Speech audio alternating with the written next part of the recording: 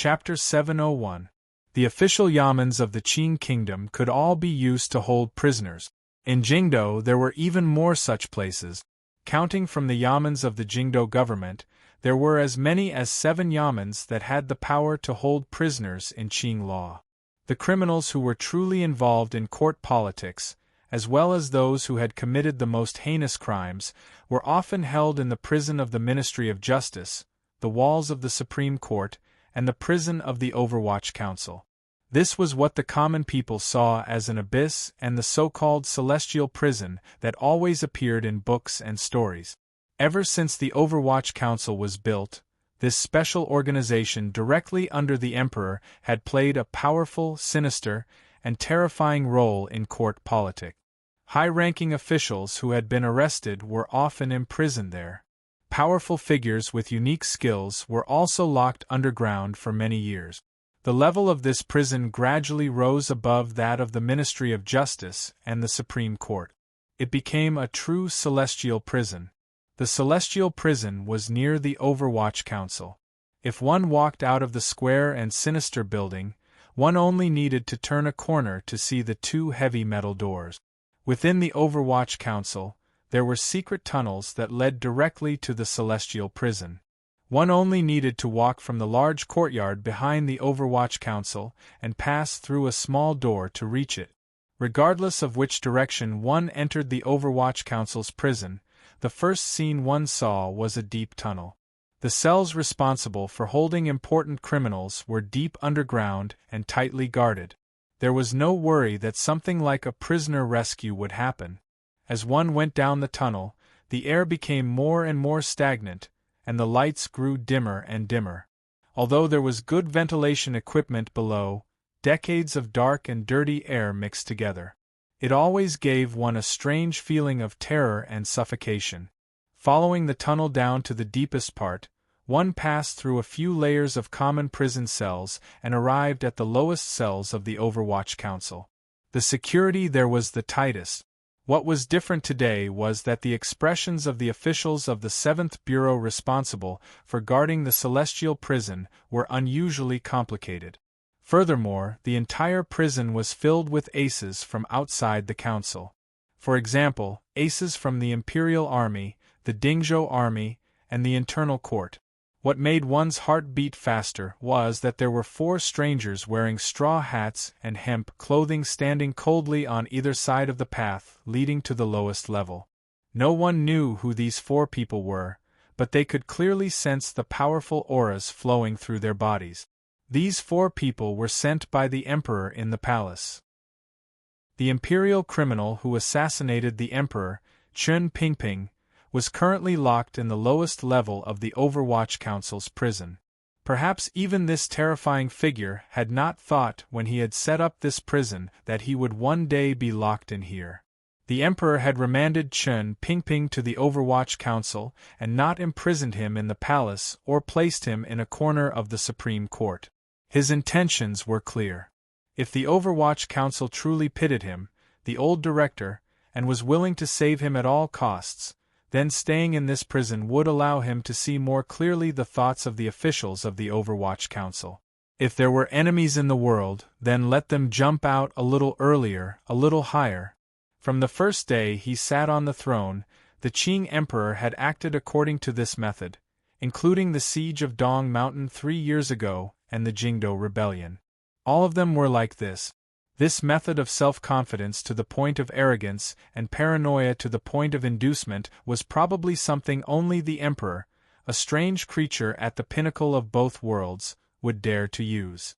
However, the Emperor had not expected that the nether fire in the heart of the Overwatch Council would be extinguished by Chen Pingping, who was close to death, with one finger. Thus, the tens of thousands of Qing elite troops stationed outside the Overwatch Council were not of use. The aces forcefully stationed in the 7th Bureau's prison watched their surroundings warily. They still had not found any signs of rebellion in the Overwatch Council. The underground was damp and dark, but there were no traces of moss on the stone steps or walls. It looked like the 7th Bureau of the Overwatch Council had taken great care of this place. The light yellow, specially made oil torches were burning outside the cells in the deepest part of the prison, illuminating the netherworldly netherworld clearly. The lowest level only had 2 prison cells. They had been cut from the granite underground. No one knew how deep or thick the walls were.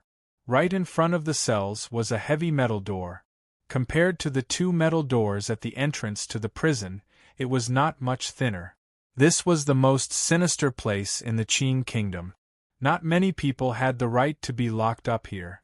Counting from the decades since the Overwatch Council had been built, only one person had been locked up in this cell on the deepest level of the netherworld. That person's name was Xiaoen. He had been locked up for decades. Today, Chen Pingping was also locked up here. The metal door to the prison cells was not closed. The light from the fire shone in. One could clearly see all of the arrangements in the cell. There was a bed, a basin of water, and a few other things. It was not as one would imagine, with only weeds, rats, and mud. On the contrary, this cell was very clean. It was just too clean and simple. There wasn't even a cockroach to be seen. Chen Pingping lay on the bed and breathed slowly. His eyes were tightly closed. His grizzled hair fell messily to the side of his face. Although the wound on his chest had long been bandaged and healed by the imperial doctor, he had lost too much blood. It made this old man's face pale. His breathing seemed to be very laborious. Each time he inhaled, it made his somewhat shriveled chest like an aging machine. After struggling a few times, a sound like broken bellows came from his throat.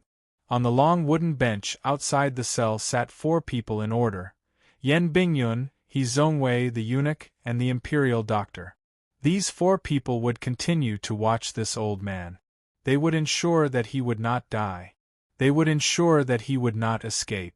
They would ensure that he would remain in his current state of semi-consciousness and near death.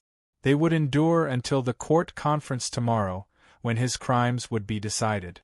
In front of the royal palace, under the gazes of tens of thousands of people, he would receive the emperor's anger. Yan Bingyun's face was slightly pale. He quietly watched the old man on the bed. No one knew what he was thinking. He Zhongwei glanced at him with an indifferent expression. He was not very worried. At this time, the Overwatch Council's celestial prison was completely under the control of the military. Even if there were any unstable elements within the Overwatch Council, it was impossible to kill their way to the lowest level and rescue Chen Pingping without a leader. Looking at Chen Pingping's dying body, He Zhongwei furrowed his brows and felt a glimmer of coldness. The beginning of this matter was because of his fear of Fan Xian. The conclusion of this matter had nothing to do with him. His thoughts were slightly perplexed and stern. He didn't know how long it would take for him to reach the end if he continued down this dark path. Even if he reached the end, would he be like the old cripple in front of him and still be unable to die with a full body? However, He Zhongwei had to continue. From the moment the emperor took a liking to him and had him stand against Fan Xian, he could no longer retreat. That was why he had cried out in shock in the palace. He had to make sure that Chen Pingping and the Overwatch Council's crimes were real. Only then could Fan Xian, who would not return to the capital in the future, go crazy because of Chen Pingping's cruel death. All of the civil and military officials in the Qin court were worried that Fan Xian would go crazy. However, He Zhongwei hoped that Fan Xian would go crazy. If Fan Xian was truly so cold-hearted and did not care about Chen Pingping's death and the humiliation the Overwatch Council had suffered under imperial power, then he would still be the insufferably arrogant Duke of Danhua, who stood above tens of thousands of people.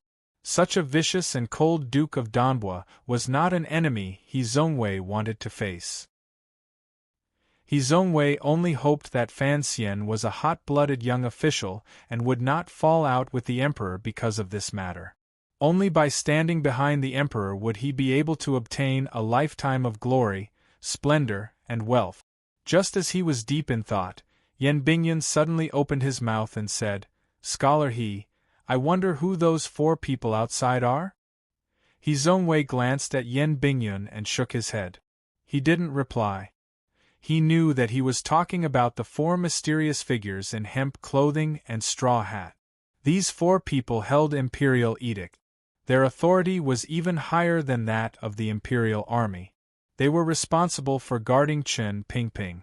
No one knew where the royal palace had suddenly found these 4 aces. He Zhongwei didn't know either. Looking at Yan Bingyun, he began to think of other things. Back then, the emperor had brought in new blood for the court. The 7 gentlemen had entered the palace and received the emperor's careful instructions. Other than Qin Heng, who had been tragically stabbed to death by the Black Knight's silver-masked Jinggo because of his family's rebellion, the other 6 had gradually risen to prominence in court. These young officials were, without question, the emperor's preparations for the future. Of these 6 people, He Zhongwei had the highest reputation and status. He was faintly the leader. Looking at Yan Bingyun's frost-like face, scholar, he felt a chill and faint fear in his heart. What he was most afraid of in his life was people like him, people who were good at choosing powerful factions and hiding themselves. Once they needed to act, they were particularly ruthless. Chen Pingping's assassination attempt on the emperor had long been prepared by Yan Bingyun within the Overwatch Council to deal with it. This reality shocked He Zhongwei. He realized that this Sir Yan Jr. was also a particularly cold and unfeeling person. Furthermore, it was clear that he knew more about this matter than he did. In other words, the emperor's trust in him was faintly greater than his own. Yan Bingyun did not notice what the popular scholar was thinking. He only looked calmly at the old man in the prison cell with a complicated gaze. The old man had racked his brains and thought for the Qin kingdom all his life. He had spent too much effort. Additionally, he had fought desperately on the battlefield many years ago and suffered countless heavy injuries. Half his body had been paralyzed, and his qi and blood were blocked. All of these things added together made the Qing emperor's foremost strategist grow old particularly quickly. His face, covered in wrinkles and silver hair, appeared particularly old. The life and qi in his body had long dried up. In the royal study, the emperor had attacked out of anger. Although he had suffered a heavy blow, he had still controlled his strength. But that blow from the green porcelain cup had already ended Chen Pingping's life. Without needing the imperial doctor to say anything, Yan Bingyun could tell that the old director's lifespan had reached its end. If it weren't for the precious medicine in the palace keeping him alive, the old director would probably bid farewell to this world before the execution field opened. As soon as he thought of this, a trace of sadness that was difficult to be noticed flashed across his eyes. The unconscious Chen Pingping's body suddenly moved.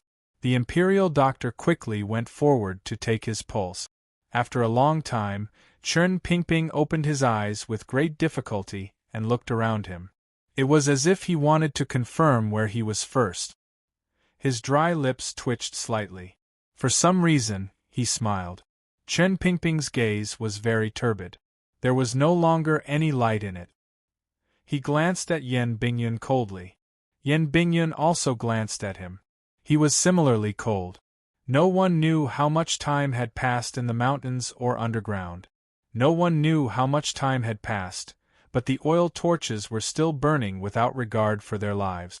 The people in the Overwatch Council's celestial prison, who had not slept all night, all felt a tiredness that was difficult to suppress after surviving the most tense night. He Zhongwei rubbed his eyes and unconsciously gazed out the window. He saw a stone wall. Only then did he remember how many feet underground he was. He smiled self-mockingly. The sound of footsteps came from the stone steps behind the prison room. Following these footsteps, the young eunuch announcing the edict came to the outskirts of the prison room. He Zhongwei's expression became solemn. The imperial doctor's expression relaxed. The expression of the eunuch waiting there tightened. Yan Bingyun remained expressionless. The people responsible for watching the imperial criminal Chen Pingping knew. The time had finally arrived. In the east, the red sun had already leaped out of the clouds and shone warmly on all the buildings in Jingdo. The group of people who had walked out of the celestial prison stood in the morning light. Each of them unconsciously narrowed their eyes. After a tense night, nothing had happened. Regardless of whether it was He Zongwei, Yen Bingyun, or the imperial soldiers responsible for guarding, they all felt extremely tired. He Zongwei gently waved his hand. Under the protection of hundreds of fully armored imperial soldiers, a black carriage stopped at the door of the celestial prison. Chen Pingping, still lying on the stretcher, was lifted up again. Yen Bingyun narrowed his eyes and looked at the brilliant royal palace. He knew that the court conference had already begun. The officials of the various ministries were presumably in Taiji Palace angrily denouncing Chen Pingping's treasonous behavior. The crimes the civil officials had prepared for many years finally had a chance to be placed around that old dog's neck. The imperial criminal Chen Pingping was carried out of the celestial prison and headed toward the path of death. The soldiers around him solemnly and nervously assigned the tasks of guarding. Yen Bingyun and his most trusted Overwatch Council subordinates were at the very back.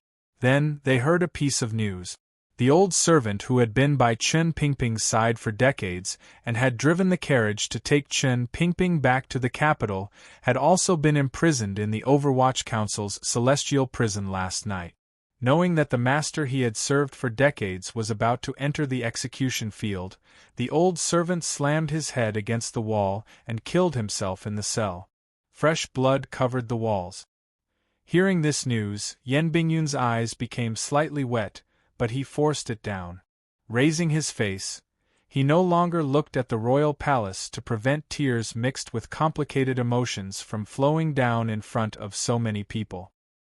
He raised his head and saw countless rain clouds arrive out of nowhere. They quickly piled up in the sky above Jingdo and completely blocked out the red sun that had just risen. A patch of darkness enveloped the buildings and trees in the city. Another bout of autumn rain was about to fall. Chapter 702. The bleak autumn rain fell naturally. The green trees on either side of Jingdo's streets and alleys had not had time to dye their leaves yellow. They could only helplessly throw down a few fallen leaves to prove the coldness of the autumn rain and the strength of the autumn wind. The rain slowly moistened the earth, but it annoyed the commoners who worked hard to make a living in the marketplace. They didn't like the waves of coldness their bodies felt.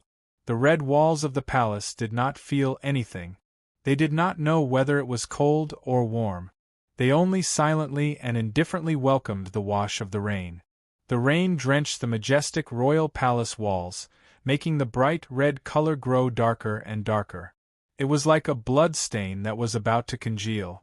The deep palace gate was slowly opened with a creaking sound. The newly repaired brass nails on the big wooden gate were shining brightly. More than 100 officials walked out in a line with complicated expressions. Under the lead of the guards of honor, they walked along the imperial road to the depths of the square and lined up on both sides. These were all officials of the Qin court. They were responsible for all the affairs of the people in this country. In such weather and atmosphere, they could only be silent observers. The eunuch of the eunuch cracked his whip 3 times. Somewhere in the corner tower of the royal palace, there was a faint drumming sound. It made a buzzing and trembling sound and struck the hearts of everyone on the royal palace. The court conference had already ended. There was only one matter dealt with in the court conference. It was deciding on the crimes of the previous director of the Overwatch Council, Chen Pingping. Many Qin commoners gradually walked into the streets and alleys around the royal palace. These commoners wore clothes of different colors and carried different smells of nobility and commoners. Summoned by the drumming in the royal palace, they slowly walked toward the square in front of the palace. More and more people gathered. Gradually, they filled the entire expansive square. They were as dense as ants. Before the sky had even brightened, the Jingdo government and various yamens had begun to beat gongs and drums everywhere. They put up notices to inform all of the people of Jingdo of what would happen today. As long as the tip of the knife did not land on their bodies, These commoners were always interested in watching a show, particularly since everyone knew that the official about to be executed by the emperor was the mysterious and unfathomable director of the Overwatch Council, Chen Pingping. All of the commoners' interest grew even stronger. The Overwatch Council's reputation among the Qing people and officialdom was too resounding. Their image was too sinister and terrifying. Not many people had actually seen the old director in the wheelchair. Everyone surrounded the square. They wanted to see if this figure was truly as the legends said, with 3 heads and 6 arms, covered in black fog and like a demon. Particularly since they knew that this demon of the Overwatch Council was not satisfied with the emperor's punishment and had deranged in the palace to assassinate the wise, martial, and benevolent emperor of the Qing kingdom. All of the people felt an anger from the bottom of their hearts. They wanted to see with their own eyes how this evil person would be burned into a puff of black smoke under the light of imperial power. For decades, the Overwatch Council had always been famous for being mysterious and sinister. Although it had always targeted the officialdom of the Qing kingdom, its actions were ruthless and its methods terrifying. Offending the civil officials meant offending the scholars and officials under heaven, as well as offending the opinions under heaven. Thus, the Overwatch Council's reputation among the people had always been terrible. In the legends of the people, the Overwatch Council was a sinister yamen that ate people without spitting out their bones. It was best at forcing confessions, extorting confessions, and killing people like scything flax. Perhaps the Overwatch Council truly had many methods that could not see the light of day, but how much of Jingdo, the Qing kingdom, and the people under heaven knew? It was nothing more than a rumor. Although a dazzling Sir Fan Jr. had appeared in the Overwatch Council and slightly diluted some of the Overwatch Council's dark aura, he had only been in charge of council affairs for a short time.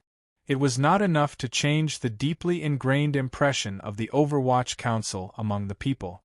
After all, there were not many things that the Duke of Danbo, Fan Xian, could change. The admiration and respect the Qing people and scholars had for Fan Xian was mostly concentrated in his personal image that stood in the clouds. Their opinion of the Overwatch Council had not changed much. For the people of Jingdo, the first bureau of the Overwatch Council had a more human atmosphere. However, they still did not have any good feelings toward that square and sinister building. On the contrary, they unconsciously felt a kind of fear. Was the continuation of this fear an unfounded anger? The legendary and terrifying head of darkness, Chen Pingping, was about to die in front of them. All of the people of Jingdo felt a faint glimmer of excitement and agitation. Perhaps this was just an emotion that the people naturally revealed. To be able to see a figure that only existed in legends die tragically in front of them in this life, and to have more topics to talk about after drinking for their boring lives in the future, perhaps it was a good leisure activity. It was just like the spring examination incident a few years ago. At the entrance to the salt market, the heads of the officials of the Ministry of Rights had been chopped off and rolled around on the execution field. They had almost been snatched away by wild dogs. Just this scene filled up the boring hours of countless Jingdo's bitter people and sent down countless cups of murky, low-quality wine. Another example was the Jingdo Rebellion 3 years ago. It had also happened at the entrance to the salt market. Countless generals who participated in the rebellion had been beheaded there. Blood had dyed half the street red. A few days later, the stench of blood still seeped into the air. There was also the commander of the 13 city gate guards, Zhang Diqing. When he was executed by 1,000 cuts, his cries were wretched. During these 3 years, Zhang Diqing's death had enriched the lives of the people of Jingdo under the accompaniment of countless spittle. However, none of the major events that had happened in Jingdo in recent years could compare to what happened today. The person who died was the director of the Overwatch Council, the emperor's most loyal dog that everyone knew. However, this dog had gone crazy and was about to be slaughtered. Furthermore, the place of execution was not at the entrance to the salt market or the killing field in front of the Ministry of Justice. It was in the square in front of the royal palace. Since the founding of the Qin kingdom, there was probably only one official who had been publicly executed in front of the royal palace. The people thought of this excitedly. They couldn't help but feel anger in their hearts. Who knew what treasonous things Chen Pingping had done to die in such a place? It wasn't that no one thought of Sir Fan Jr. because of the Overwatch Council. All of the people watching the execution had unconsciously forgotten this. They had never thought that Sir Fan Jr. had any connection to that old dog. They were just common people. They didn't know the entanglements between the people who ruled this land. Even if there were some clever people, they would probably think in a different direction. The Emperor had just handed the Overwatch Council to Sir Fan Jr. and was about to kill the previous director. Was it to help Sir Fan Jr. purge the past resistance and crimes in the Overwatch Council? Countless people surged into the square in front of the palace. Nervousness, indifference, excitement, and unexplainable sorrow wrapped in countless complicated emotions surrounded the small execution field. The surrounding imperial soldiers and bailiffs from the Jingdo government responsible for maintaining order forcefully blocked the tens of millions of people outside the borders, ensuring the silence of the execution field. The people of the Qin kingdom couldn't be blamed. They were used to knowing what they could know, giving up on what they could not know, enjoying what they could enjoy, and being angry at what they were allowed to be angry at. If the emperor wanted to kill an official, regardless of whether or not the official truly deserved it, they had already been taught that if an emperor wanted an official to die, then the official had a reason to die. If his crime deserved to die 10,000 times, they would die 10,000 times. The densely packed crowd was like an ocean, rippling on the flat square in front of the majestic royal palace. The area near the palace gates had been emptied. A simple wooden stage had been set up. This was the so-called execution field. Surrounded by the vast sea of people and the majestic royal palace, the execution field looked like a pitiful lonely boat. It was as if it could sink at any moment in the sea of people or crash into the unshakable rock of the royal palace and shatter into pieces. Following the empty space below the royal palace, a group walked silently and sternly. They passed the hundreds of Qing officials who unconsciously kept their heads down on both sides of the path. Under the curious and nervous gazes of the Jingdo people not far away, they came to the bottom of the small wooden stage. A stretcher was carried out from the prisoner carriage. On the stretcher lay an old man. He was unconscious. No one knew if he was dead or alive. He Zhongwei raised his head and glanced at the top of the royal palace walls. The corners of his eyes twitched slightly. Gently waving his hand, the stretcher was lifted onto the wooden stage. Finally seeing the official who was about to be executed today, seeing this legendary old thief in the darkness, the Jingdo people at the very front sighed with satisfaction and immediately became silent. They looked at the unmoving old man and thought to themselves, "Is this person already dead?" 3 eunuchs walked out of the pitch-black royal palace gate. On the table in the hands of the eunuch on the left-hand side were the crimes the court had decided on. The eunuch on the right-hand side held high an incense table. On the table was the emperor's edict to execute Chen Pingping. The eunuch in the middle with an indifferent expression was Eunuch Yao. He did not come empty-handed. Instead, he held a small bottle. Everything on the wooden stage had been prepared. Chen Pingping's thin and weak body, which seemed to have no breath, was placed on the rain-soaked wooden boards. Eunuch Yao walked to his side and crouched down. With the help of the imperial doctor, he fed him a pill. Then, he carefully fed the soup from the bottle into the old man's dry lip. After an indeterminable amount of time, Chen Pingping slowly woke up from his unconsciousness. He had lost too much blood and his life was about to be extinguished. His face was very pale, and his eyes were muddy and lifeless. He gazed at Eunuch Yao beside him. His dry lips opened and closed slightly. In a raspy voice, he slowly said, "1,000-year-old ginseng, wasted." Eunuch Yao's body trembled, but he didn't say anything or do anything. Instead, he glanced at the old official with a half-crying, half-smiling expression and retreated to the side of the wooden stage with his hunched body. The moment Chen Pingping opened his muddy eyes, Yan Bingyun, who was standing on the execution field behind He Zhongwei's left, also trembled. He immediately calmed down and lowered his head weakly. Earlier, with just a glance, he knew how tightly guarded the execution field was. Putting aside the densely packed imperial soldiers all around and the internal court aces scattered all around, just the aces wearing hemp clothes and straw hats made Yan Bingyun know that no one could change anything today. Last night, there were 4 aces wearing straw hats in the Overwatch Council prison. It made Yan Bingyun and He Zhongwei feel a glimmer of strangeness. However, they both knew where these sudden aces had come from. Earlier, when the autumn rain had drifted down and the clear light had shone, Yan Bingyun's sharp eyes had noticed that none of the aces had hair under the straw hats. It looked like they were ascetic monks from the Qing temple who had been scattered throughout the world. However, not long after the great priest of the Qing temple returned from preaching in the southern frontier, he had died a strange death in the Qing temple. The second priest, Great Master Sanshi, had thrown himself into the Juanshan conference and died tragically in a rain of arrows outside Jingdo. He had been silenced by the eldest princess. The emperor had always looked down on Tianyi Dao and the ascetic monks of the Qing temple. Furthermore, the royal family had never had much contact with the Qing temple.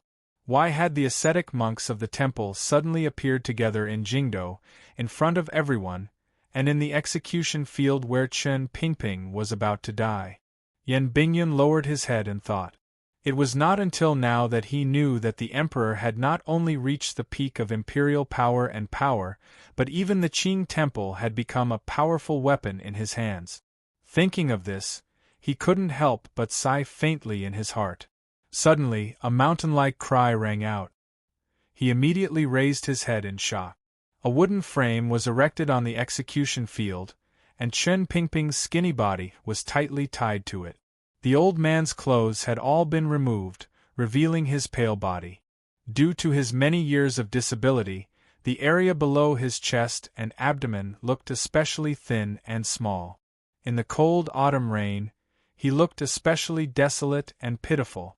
The rainwater hit the skinny and lifeless body, then slowly dripped down, returning to the ground. The cry from the square earlier was the Jingdo commoners watching the execution finally seeing the raised torture rack and the treacherous official tied to the rack. Their cries exploded like a mountain, ringing out in all directions like a wave. However, this shout quickly turned into silence. The first to fall silent were the people closest to the execution field. Then, whispers and discussions spread from the front to the back. It didn't take long before it became a thunderous discussion. It was unknown if there was a deity in the heavens issuing an order, but everyone in the imperial city became quiet at the same time. The place where tens of thousands of people gathered at the same time became deathly silent. It was so quiet that the people at the very back could hear the rustling sound of the straw rope binding Chen Pingping's body and the wooden stake grinding against each other. Not only were these people shocked, but the imperial army, the officials supervising the execution, the eunuchs in the palace, and a small number of Overwatch Council officials all looked at the old man's body on the torture frame with shock. Tens of thousands of gazes were all on the old man's thighs. There was nothing there. The old director of the Overwatch Council, Chen Pingping, whose dark name was known throughout the world, was a eunuch. There was silence. Tens of thousands of gazes and countless emotions.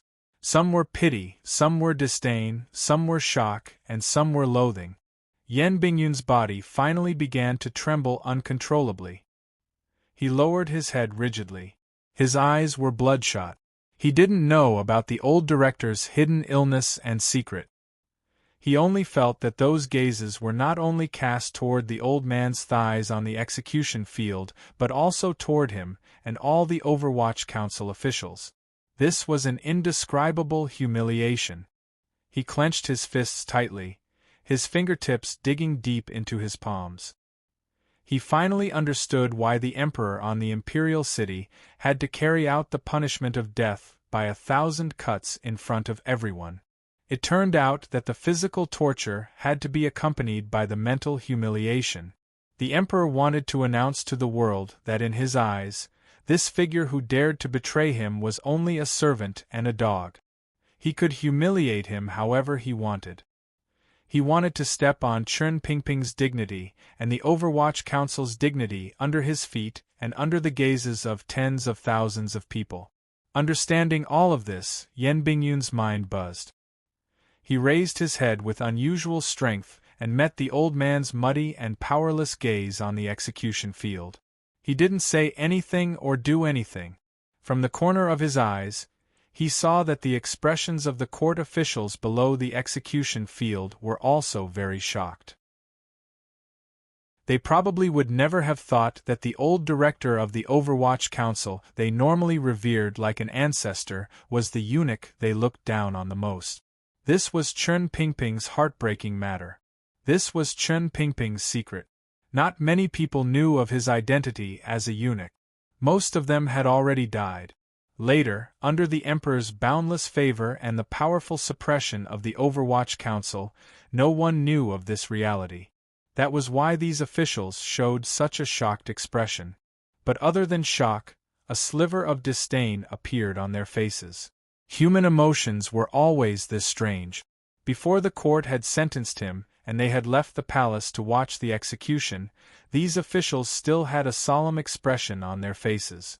They still maintained a trace of respect and fear towards Chen Pingping who was about to die. But now, these emotions had all disappeared. Eunuch Yao accepted the scroll from the eunuch beside him and forced himself not to look at the old man on the rack beside him. In a trembling voice, he began to read out the 13 crimes that the court had decided on regarding Chen Pingping. The autumn rain hit the execution field. Eunuch Yao's heart was also incomparably cold. A kind of sorrow that was difficult to suppress began to rise in his heart. However, he had to continue his work. 1. On the 12th day of the 4th month of the 7th year of the Qin calendar, the traitor secretly sent drugs into the palace and caused chaos in the palace. 2. The traitor repeatedly instigated, using seduction to bewitch the emperor and enticing the princes with benefits, causing me and my son to turn against each other. This is a great rebellion. 3. The traitor used the Hanging Temple to have the head of the 6th Bureau of the Overwatch Council plot to assassinate me. Afterward, he assassinated Commissioner Fan in Jingdo. 4. The traitor colluded with the rebel Qin Yi, stole military crossbows from the palace treasury, and assassinated the imperial envoy in the valley outside Jingdo. 5. The traitor used assassins to enter the palace and assassinate the third prince. The 13 major crimes were the charges drawn up by several major departments yesterday, but the first 7 were personally written by His Majesty. It was precisely because these crimes of Chen Pingping were read out at the court meeting that the ministers knew that the old director had actually committed so many treacherous and heinous evil deeds. Even the scholars Xu and Hu, who had been prepared to beg for mercy with their lives, couldn't help but shut their mouths with pale expressions. The last 6 crimes had been decided by the 6 departments. They were just crimes of taking land and bullying men and taking women. Compared to the 7 crimes in front, they appeared too common. However, no matter which one of these 13 crimes, it was a road to death. All 13 crimes added together as Eunuch Yao's voice, forced out by his internal strength, rang out in the square in front of the royal palace and floated into the ears of all the spectators in the autumn wind and rain. The strange silence was immediately broken. Countless buzzing sounds of discussion and angry cursing rose in the sea of people. Originally, there might have been many commoners who had come to watch the execution nervously and with complicated emotions. As these crimes rang out in front of the royal palace, the gazes turned toward Chen Pingping became indifferent. Of course, the emperor was going to execute such a deranged criminal by 1,000 cuts. "Kill him!" Someone in the crowd took the lead and yelled. Immediately, the crowd became excited. The cries of "kill" rang through the sky. On the execution field, Chen Pingping's expression was indifferent. The 1,000-year-old ginseng soup had woken him up but could not save his life. It was as if he had seen through everything. There was only calmness in his indifferent and lifeless eyes. The autumn wind and rain were chilling and chilling. His face was pale and his lips were black. It was as if he could not hear the deafening cries of "kill" in front of him.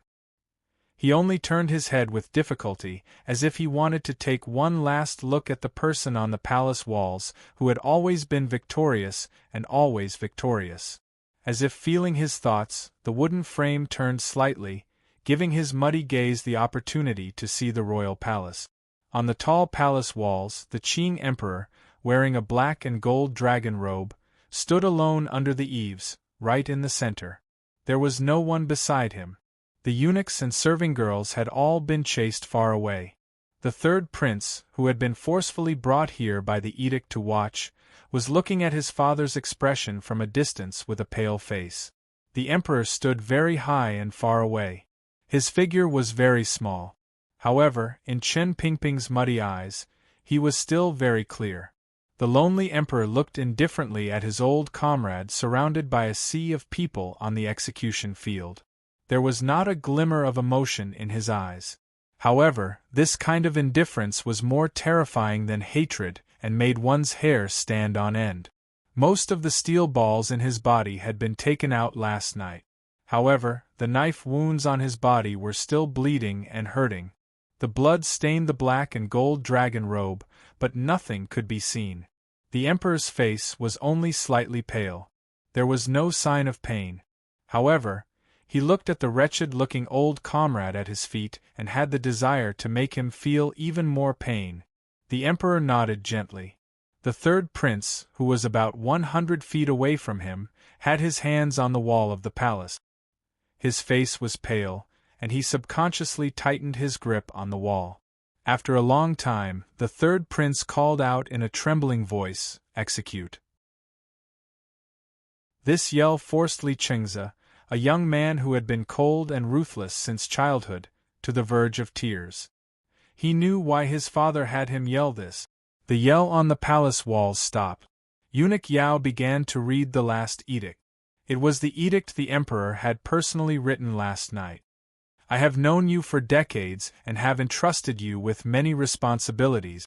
However, you have deeply betrayed my heart. It is very painful, very painful.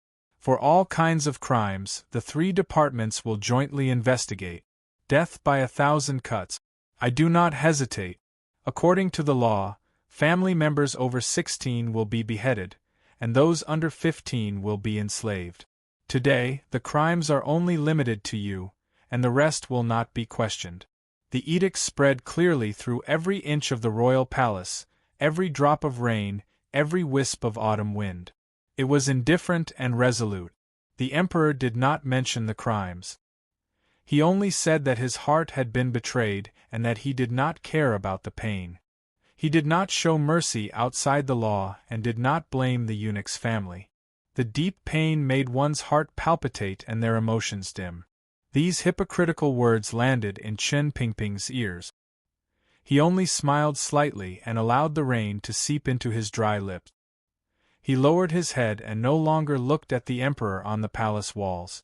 The execution began. The fishing net tightly covered Chen Pingping's thin body. With great difficulty, he used the mesh to protrude the skin and flesh on his torso. A small, specially made knife trembled as it fell down and slowly cut down, separating this piece of flesh from the old man's body. This was the first cut. A mountainous cheer came from below the execution field. The blade of the knife left the mesh. A piece of flesh fell to the ground and was immediately picked up by an official of the Ministry of Justice. Strangely, the wound in the eye of the net was somewhat pale and dry, but not much blood flowed out. It was as if the blood in this thin and weak traitor's body had already flowed out, and his essence blood had long been sacrificed for something. The executioner holding the knife was an old official of the Ministry of Justice. Although he had already drunk 2 jars of strong alcohol, he still could not stop his hands from trembling. He felt that the thin old man under his knife was different from the officials he had encountered before. There was no blood in the other person's body. The other person had no flesh. It was as if there was only a wisp of a ghost in the other person's body. It was so cold that he couldn't help but tremble. The second cut came down. The flesh was separated. A few faint threads of blood flowed on the fishing net. Another wave of cheers sounded. There were still hundreds, thousands, tens of thousands of cuts? Chen Pingping closed his eyes tightly. His face was deathly pale, his lips tightly pressed together, and his entire body trembled. It was as if he was enjoying this pain that no human could endure. He suddenly opened his eyes slowly and looked at the executioner in front of him. Panting, he said, "Your technique is a bit lacking." The executioner had never seen such a person in his life. He had already transcended the so-called toughness. There was only indifference to life, to his own life, and to pain. Perhaps there was something in this old man's body that surpassed pain? His hand trembled again, and he almost dropped the knife onto the wooden platform soaked by the autumn rain. Another cut, and another cut. Waves of cheers rose and fell. However, these cheers gradually grew smaller and finally returned to silence. All the officials and people watching the execution closed their mouths and looked with complicated emotions at the old man being tortured. There were no wretched howls, no sorrowful wails, no pleas for mercy, no pleas for death, no random curses. The old man on the execution field in the autumn rain was only silent, deathly silent. So everyone in the royal palace was silent, involuntarily silent, deathly silent. Chapter 703. A few days ago, the last remnants of summer heat still lingered on this land. The first autumn rain had not had time to fall.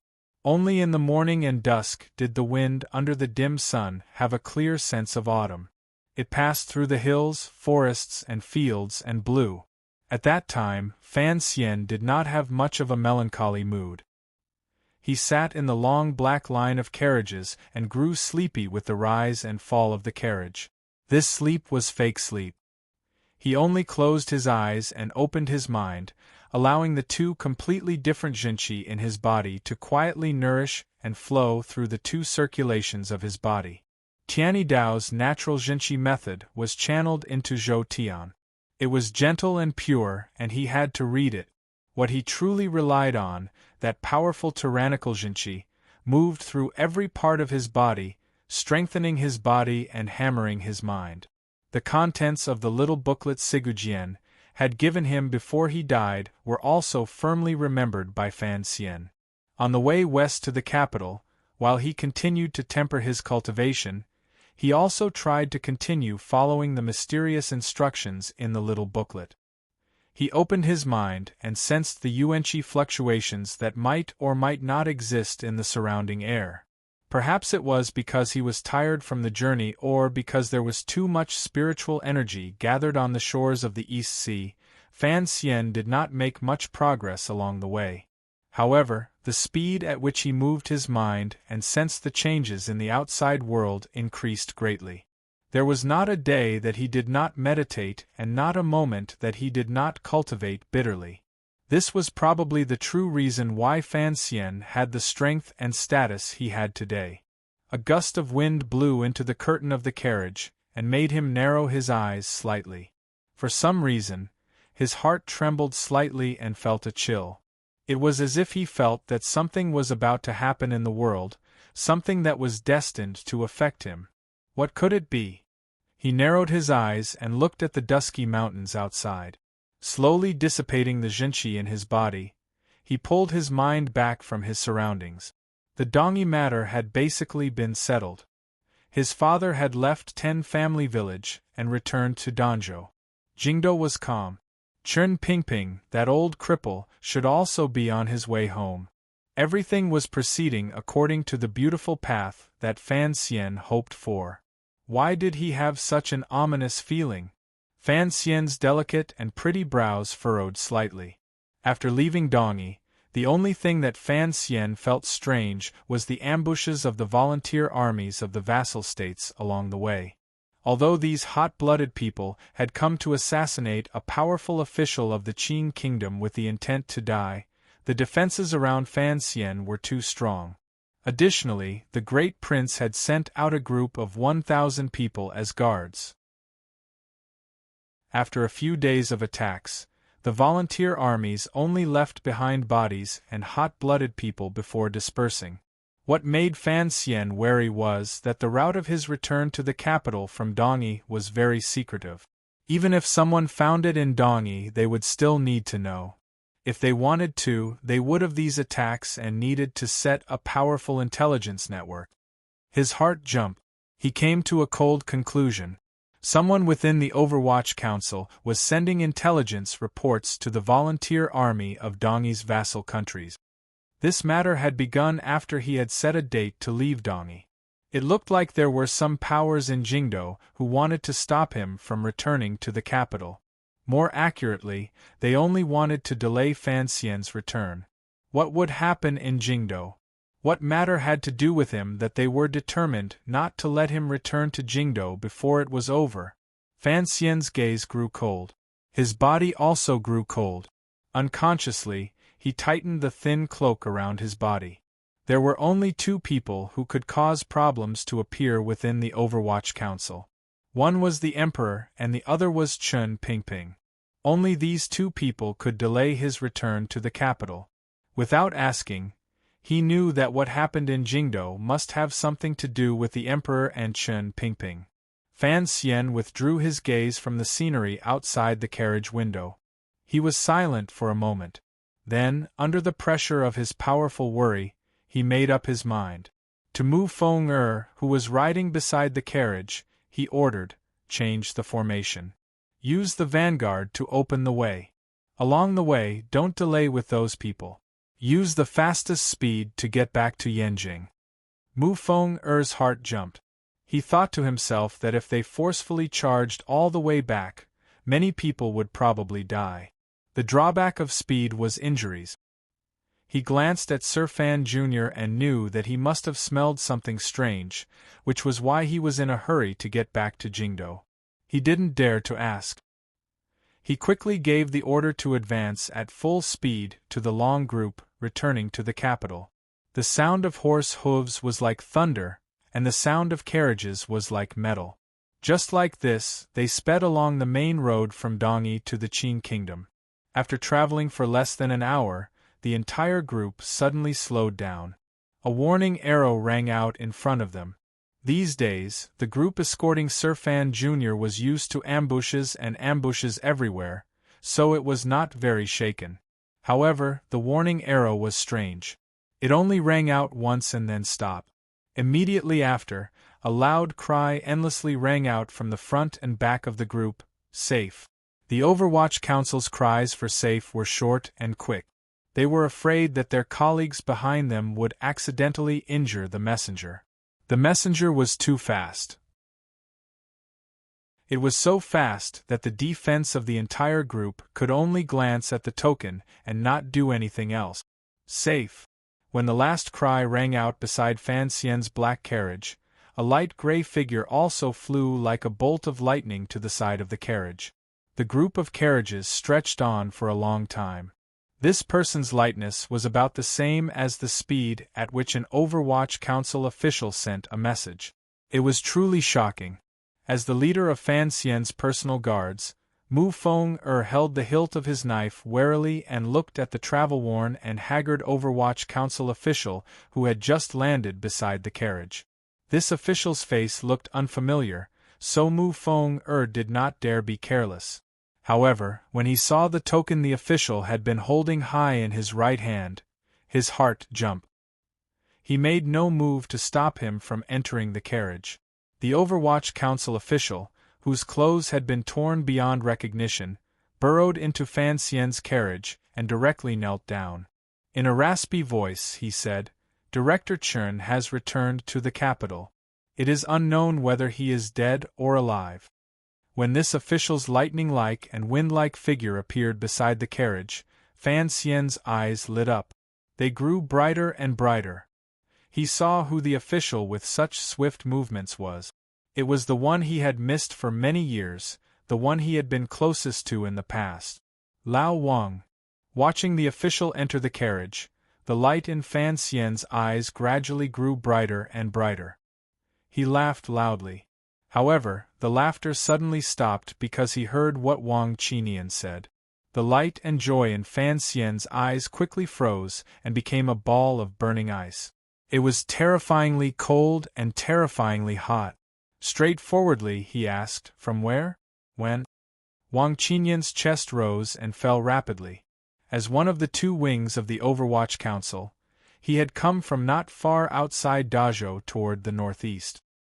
He had not rested for a long time and was completely relying on the breath in his heart to support his exhausted body. Now that he had finally seen Fan Xian, he was almost unable to hold on.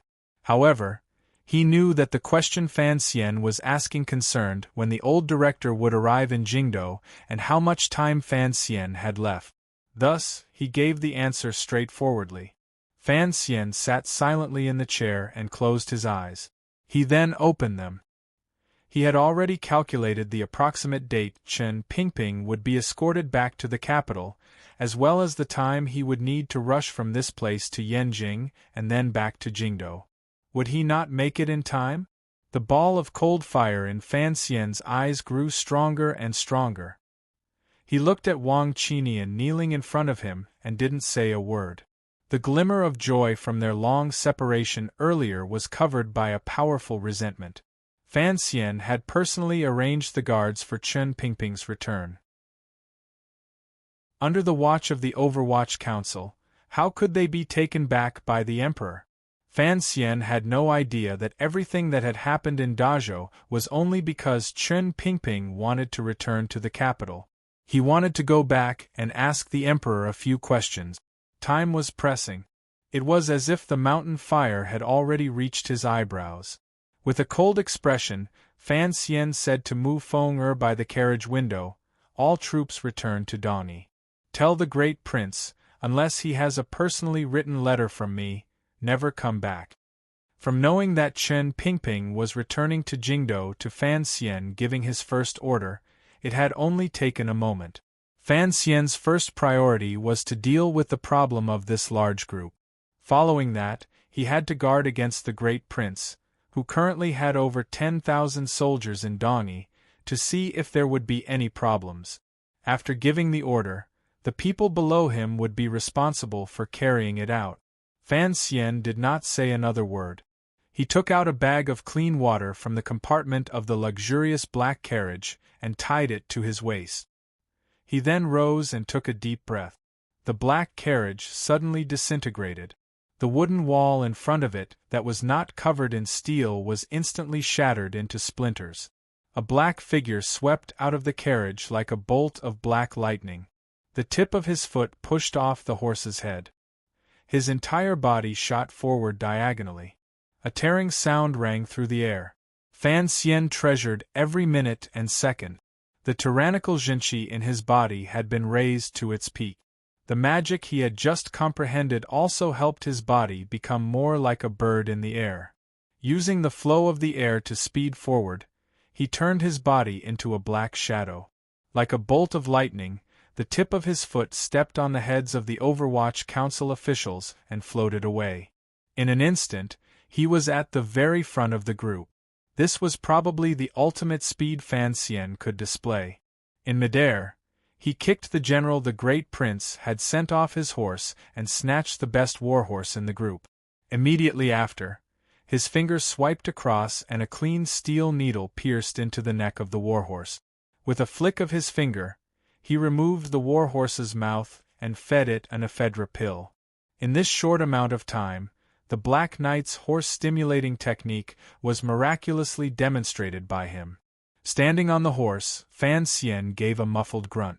The horse shot out like an arrow and broke away from the main group. In an instant, it became a little black dot on the road. In just a few hours, it disappeared from everyone's sight. Everyone looked at this scene with their mouths agape. While they were shocked by the little duke's powerful cultivation, they were also extremely puzzled. What had happened in front of them that made the little duke so anxious? Mu Feng had received Fan Xian's order, but he did not understand it. Why did they have to return to Dongyi? He unconsciously glanced into the carriage. He had already guessed who the unfamiliar official with the highest-ranking token of the Qinian unit was. Sir Wang Qinian was a legendary figure in the Overwatch Council. Mu Feng wanted to find out from his mouth what had happened in Jingdo. When he pulled open the wooden plank, he found that Sir Wang Qinian had already used up all his strength and had fainted in the plank. It had only taken 4 days to travel from Dazhou to here. This was already a speed no human could achieve, yet Wang Qinian had done it. Mu Feng looked at this scene with shock and fear. Unconsciously, he raised his head and gazed in the direction Sir Fan Jr. had disappeared. He vaguely guessed that this was probably a relay race. Perhaps this was a race against the god of death. The icy and powerful autumn wind whizzed across Fan Xian's face like knives. The cold fire in his eyes had already faded. In its place was a frightening calm. He knew what he needed and what the old cripple in Jingdo needed. It was time, only time. He could not understand, nor did he need to understand, why everything, which seemed to be developing in a perfect direction, would suddenly take a sharp turn in Dazhou. He only knew that if the old cripple had returned to Jingdo, it must be because of that matter in the past. The old cripple was going to die. Time was still time, only time. It burned Fan Xian's heart like a mountain fire. It washed against his heart like fine sand in an hourglass. Under the stimulation of the medicine, the warhorse's hooves were like clouds. Its breath was like thunder. Under the stimulation of the medicine, it maintained its fastest speed as it galloped along the road through the woods. It pierced through the mountains and broke through the fog. Through the night, it rode a chaotic stream and moon until it reached Yanjing. For the entire night, Fan Xian did not dismount or slow down. Other than the water pouch at his waist to replenish some water for him and the horse, he did not do anything else. It was a long journey. It would take hours to reach Jingdo, so he needed more energy. The sky had just begun to brighten. Yanjing was already in front of him. In just one night, he had rushed back into the Qin kingdom's territory. Fan Xian was already putting his life on the line. His speed was unbelievably fast. Even the volunteer soldiers lying in ambush on the last stretch of road had no way to react. They could only watch the dust on the road as a lone black rider galloped forward bravely. Fan Xian had to treasure every second, so he would not enter Yanjing. Regardless of whether or not Yanjing had received any secret orders from the emperor, he would not take this risk. He would not waste any time. The moment the majestic city came into view, he hooked one foot into the stirrup and took out the arrow of command from his clothes. Circulating the zhenqi in his palm, he pointed it toward the sky. With a bang, a beautiful firework pierced through the quiet morning outside the majestic city of Yanjing. The faint crescent moon in the distance was overshadowed by this firework. The rising sun in the east did not have the time to chase after this fleeting ray of light. Most of the people in Yanjing were still sleeping soundly. However, this was, after all, an important pass between northern Qi and Dongyi. The soldiers guarding the city reacted quickly. At the first instant, they sounded the warning gongs and drums in the corner tower at the top of the city walls. In an instant, the Qing soldiers on the city walls gathered together. Holding their weapons tightly, they looked at the warhorse and the person on it charging toward them. When Fan Xian approached Yanjing, he could clearly see the weapons in the hands of the soldiers on the city walls reflecting the morning light. However, there was not a trace of emotion on his face. His heart did not move at all. He only pulled hard on the reins of the horse and forcefully changed direction as it galloped. Following the direction of Yanjing's old and thick city walls, he headed east. The soldiers on the city walls watched this scene with wide eyes and open mouth. Immediately after, a wave of murderous horse hooves rang out like thunder. The temporary camp outside Yanjing was in a state of restlessness. At the same time Fan Xian turned east, the 500 black-armored riders in the camp had already made their preparations to attack. They charged out of the camp and met up with Fan Xian outside Yanjing's east city gate. The 500 Black Knights were within the Qin Kingdom's borders preparing to receive Fan Xian back to the capital. In the early morning, they saw the signal arrow that symbolized the Overwatch Council's most urgent order. In the shortest time possible, they reacted and came to receive Fan Xian. Fan Xian's speed did not decrease. He merged with the black torrent. His figure could no longer be seen. There was only the sweeping power of a dark cloud. Without any orders or words, Fan Xian's figure lightened. He abandoned the warhorse that had galloped for an entire night and floated onto the horse of the deputy commander of the Black Knights beside him. The deputy commander had long leaped onto another empty warhorse. The changing of horses was completed at a high speed. There were no obstructions. The Black Knights' riding skills were unparalleled in the world. The rumors were indeed true. However, the Black Knights' soldiers looked at the director's worried and cold expression. No one asked a question. They knew that something big had happened. Thus, they silently and valiantly followed Fan Xian's arrow and charged toward the plains in the east. With a sorrowful cry, the warhorse that had accompanied Fan Xian all night foamed at the mouth and fell to the ground, sending up dust. Its 4 legs twitched slightly as it died from exhaustion. In just an instant, all 500 Black Knights disappeared from the plains below Yanjing, leaving behind only this warhorse and a cloud of dust. The guards on the walls of Yanjing stared dumbfoundedly at the miraculous scene in front of them and couldn't speak for a long time. Of course, they knew the power of the Black Knight. However, after seeing it with their own eyes, they were still shocked speechless.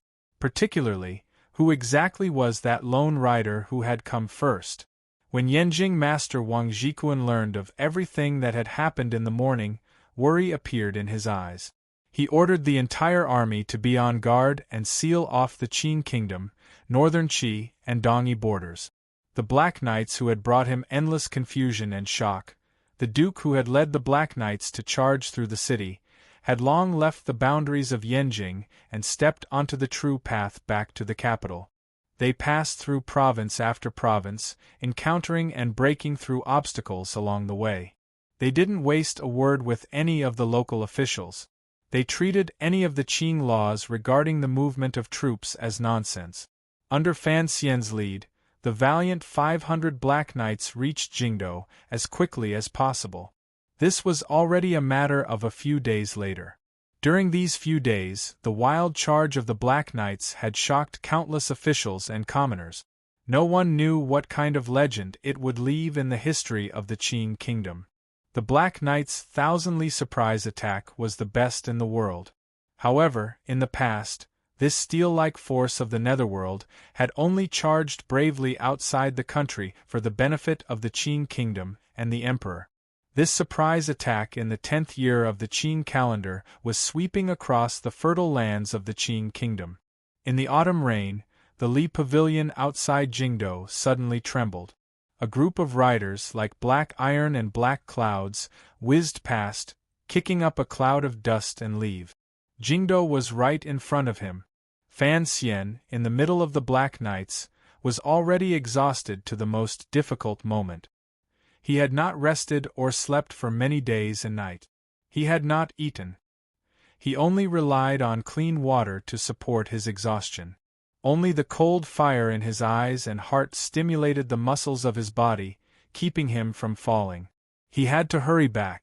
He had to stop everything that was about to happen. "You have to wait for me." There was a layer of sand on the outside of Fan Xian's black official robes. His face was also covered in dirt. Even his eyelashes were smeared with a layer. His lips were dry, and his eyes were frighteningly bright. The rain the day before had made this group of black knights appear unusually wretched. Even with the Black Knight's abilities, there were still people who could not keep up with Fan Xian's speed in this surprise attack through the heart of the Qin kingdom and fell out of the group. If Fan Xian had not completely exploded out with his powerful cultivation, he would not have been able to support such a terrifying speed. In the rain the day before, there were finally warhorses that could not hold out any longer. No matter how much medicine they used, they could not move forward. Fan Xian had changed horses 10 times among the Black Knights and could not find any more. So, he had robbed a merchant group on the road and taken 30 horses. At Fan Xian's side, there were still 20 or so Black Knights. It was such a small group that made the ground outside of Jingdo tremble. It was like there was an irresistible army closing in on the heart of the Qin kingdom.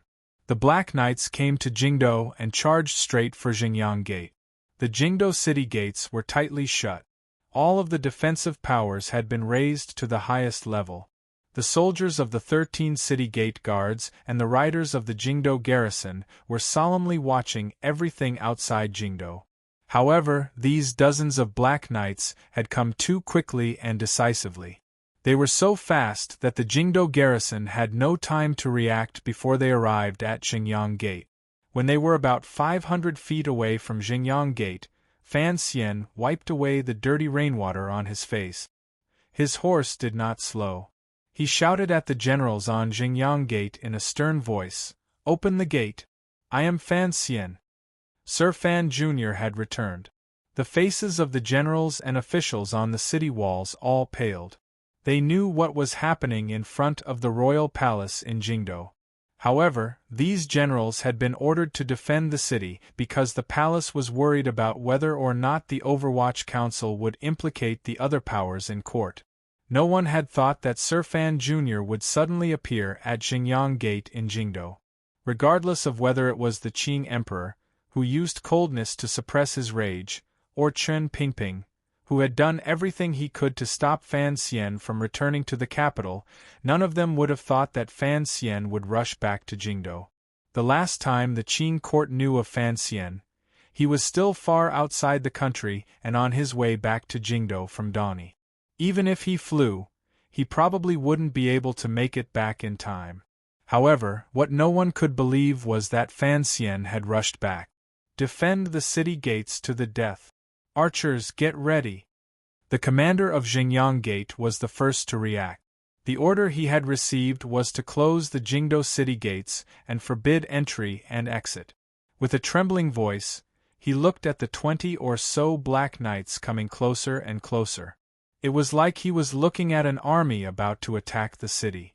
With a pale face, he gave the order. Even if Sir Fan Jr. had rushed back, he could not be allowed to enter the capital today, particularly today. Sir Fan Jr. today. The commander of Jingyang Gate wanted to explain something to Fan Xian on his horse, but Fan Xian did not have the time to listen to his explanation. The war horse beneath him did not slow. His gaze swept across the walls of Jingyang Gate and saw the soldiers waiting in formation. His heart tightened. He knew that even though he had rushed back to Jingdo with all his might, he was still too late. On the horse, Fan Xian's eyes exploded with a cold light. He stared fixedly at the soldiers on the top of the city walls until they all timidly withdrew their gazes. The Black Knights came closer and closer to the city gate. Fan Xian raised his right hand and then chopped down forcefully. The 20 or so Black Knights behind him formed a triangular formation and slowed down, staying out of the range of the archers on the top of the city walls. The hearts of the people on the Jingdo city walls relaxed. Although the 20 or so Black Knights had a threatening aura, these people could not break through the city walls. However, if they actually faced the Black Knights head-on, who knew what would happen in the future? As long as the Black Knights stopped and did not attack forcefully, it would be good. However, Fan Xian did not slow down. He continued to charge in the direction of Jingyang Gate. The 20 or so black knights behind him calmly took out the crossbows on their back. Bang! Bang! Bang! A concentrated sound rang out. The crossbows suddenly fired and shot grappling hooks toward the top of the city walls. With a clang, they firmly latched onto the bricks of the city walls. A dozen black hooks formed a bridge above and below the city walls like a net, a bridge that crossed life and death. These were hooks that the Third Bureau had developed many years ago. When Fan Xian had gone to Northern Qi as a diplomatic envoy, the council had urged him to use them. However, Fan Xian had his own life-saving tricks, so he had not used them. However, he had to save all his time and forcefully break through the city walls. Fan Xian had long made preparations. He rode alone to the foot of Xingyang Gate. As the autumn rain above his head gathered slightly, the black hooks flashed through the sky like countless shadows. Fan Xian gave a muffled grunt and forcefully suppressed the restlessness of his zhenqi brought about by exhaustion and exhaustion. Tyrannical zhenqi was released abruptly. Stepping onto the horse's back, he relied on the subtle feeling of the surrounding air flow to fly straight up. With a boom, his power was like a clap of thunder. Like a large blackbird, he flew higher and higher in front of Jingdo's sinister city gate. "Cut the rope! Cut the rope!" the commander of Xingyang Gate yelled at the top of his lungs. He didn't dare have the soldiers shoot at the black figure because he didn't know if he would be executed by the emperor and his entire family if he killed Sir Fan Jr. The commander of Xingyang Gate was afraid, but Fan Xian was not. With an explosive roar, he forcefully raised the zhenqi in his body again. His fingertips touched the black hooks. His entire body floated up like a wisp of black smoke. Following the hooks, he swept toward the top of the city walls. One hook was cut through, and there was another. When a dozen hooks had been cut through at full speed by the soldiers of the 13 city gate guards, Fan Xian, covered in dust and exhausted, had already swept to the top of the city gates. There was a sharp flash of light. The Wei Emperor's sword he had always carried on his back was unsheathed. The tip of the sword pierced through the throat of the commander of Xingyang Gate. Fresh blood sprayed out. Suddenly it swept back. The commander collapsed to the ground. Fan Xian swept past his body like a gust of wind.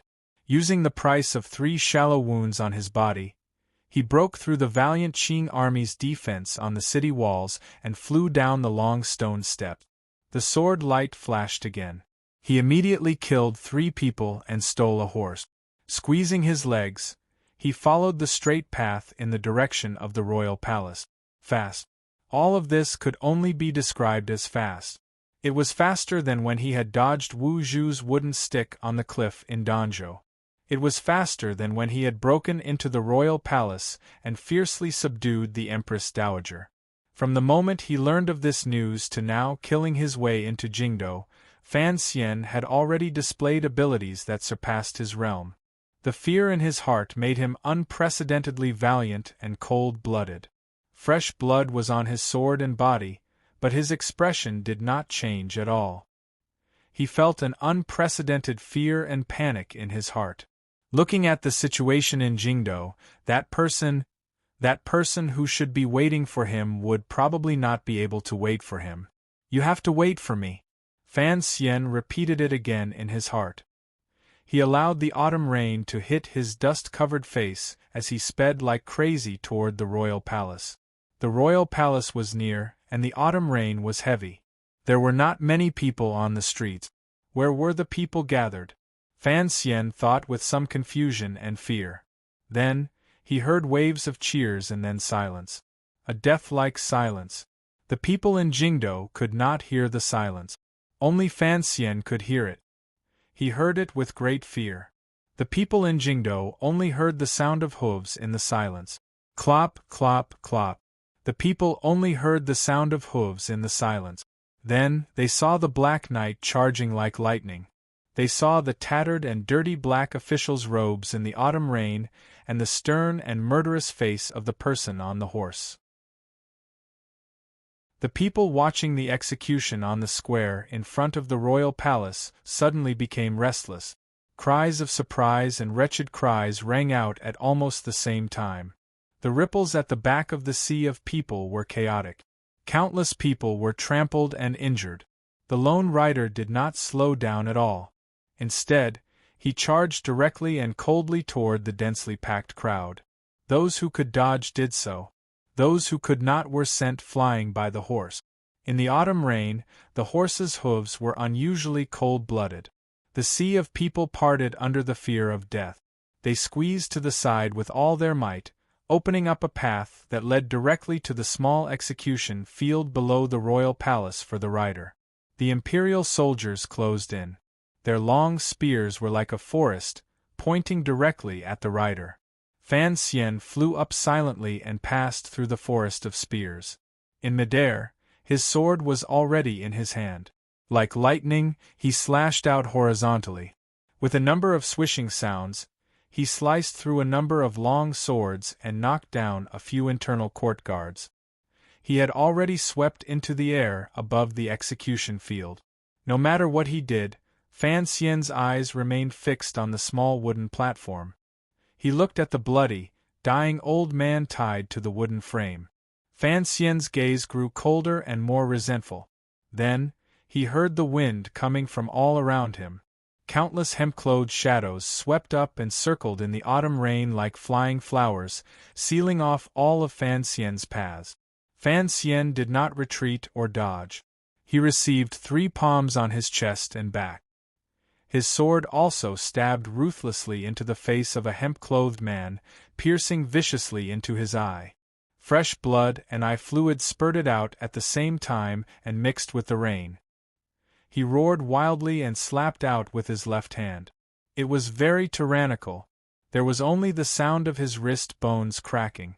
The hemp-clothed man on his left was shaken until blood flowed from his nose, mouth, and mouth. With a slap, Fan Xian's feet finally stood on the wet wooden platform. He had paid a great price. The injuries in his body exploded out, and he spat out a mouthful of blood. He did not care. He only stared in a daze at the old man on the wooden frame, the old man who had been cut countless times and exposed to the eyes of the people to receive endless humiliation. With just one glance, Fan Xian knew that he had returned too late. He had no way of letting the other person continue to live. His dry lips opened slightly. He wanted to say something, but he couldn't say anything. The autumn rain fell and landed on the bodies of the old man and the young man on the wooden platform. There was a deathly silence all around. All of the imperial army, internal court aces, and powerful ascetic monks of the Qing temple surrounded the wooden platform tightly.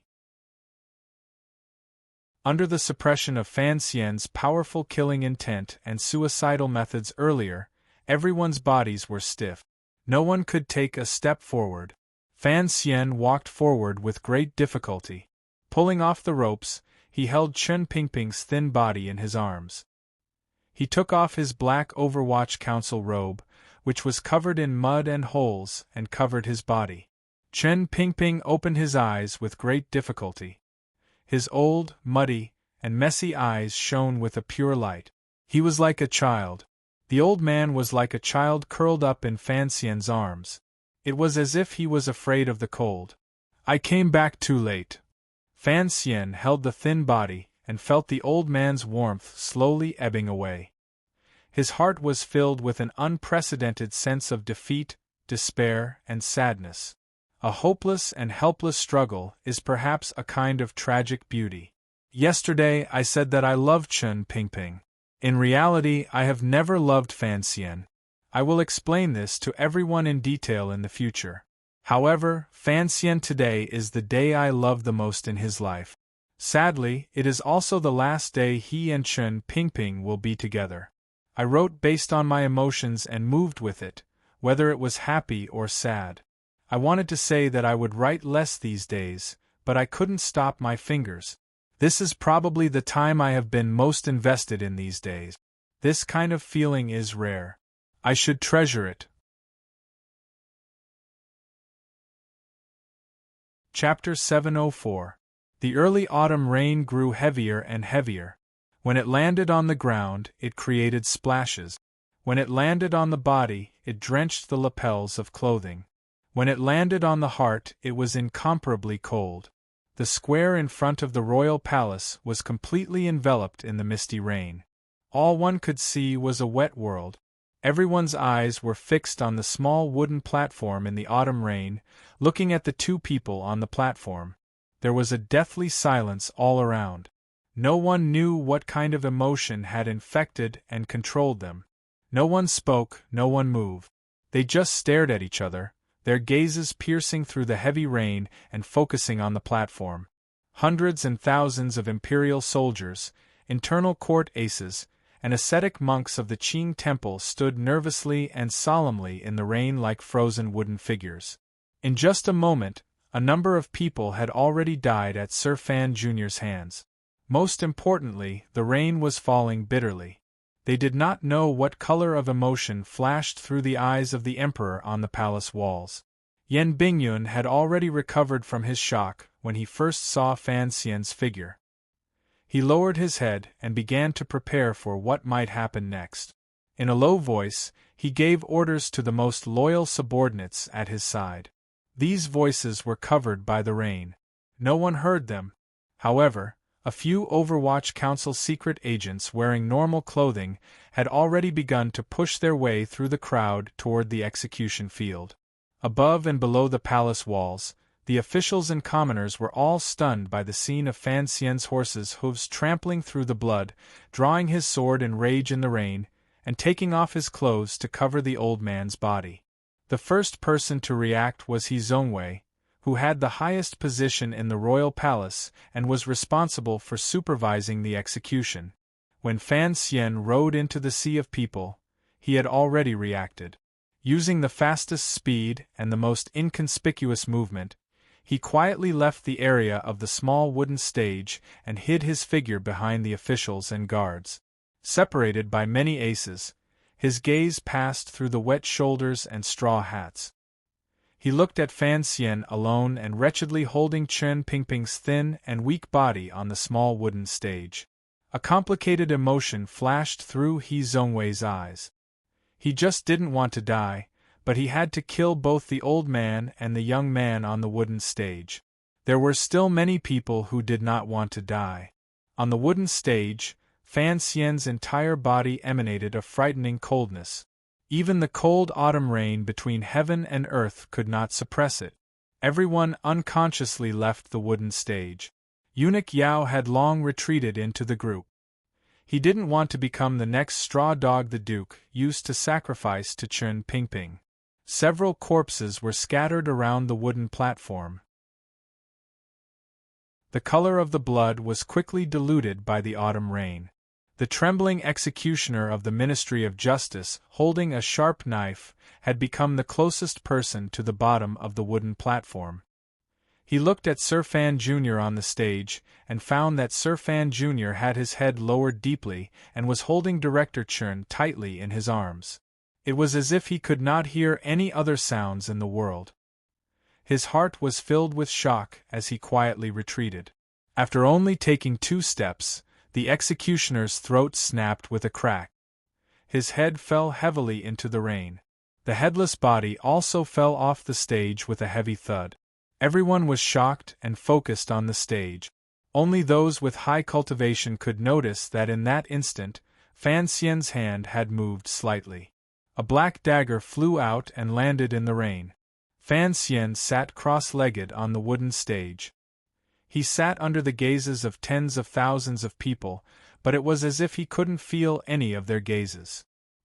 He only held Chen Pingping's body and buried his head very low, allowing the rain to fall on his head and body. His back view was slightly slanted and appeared very desolate. The old man's body in his arms was very light.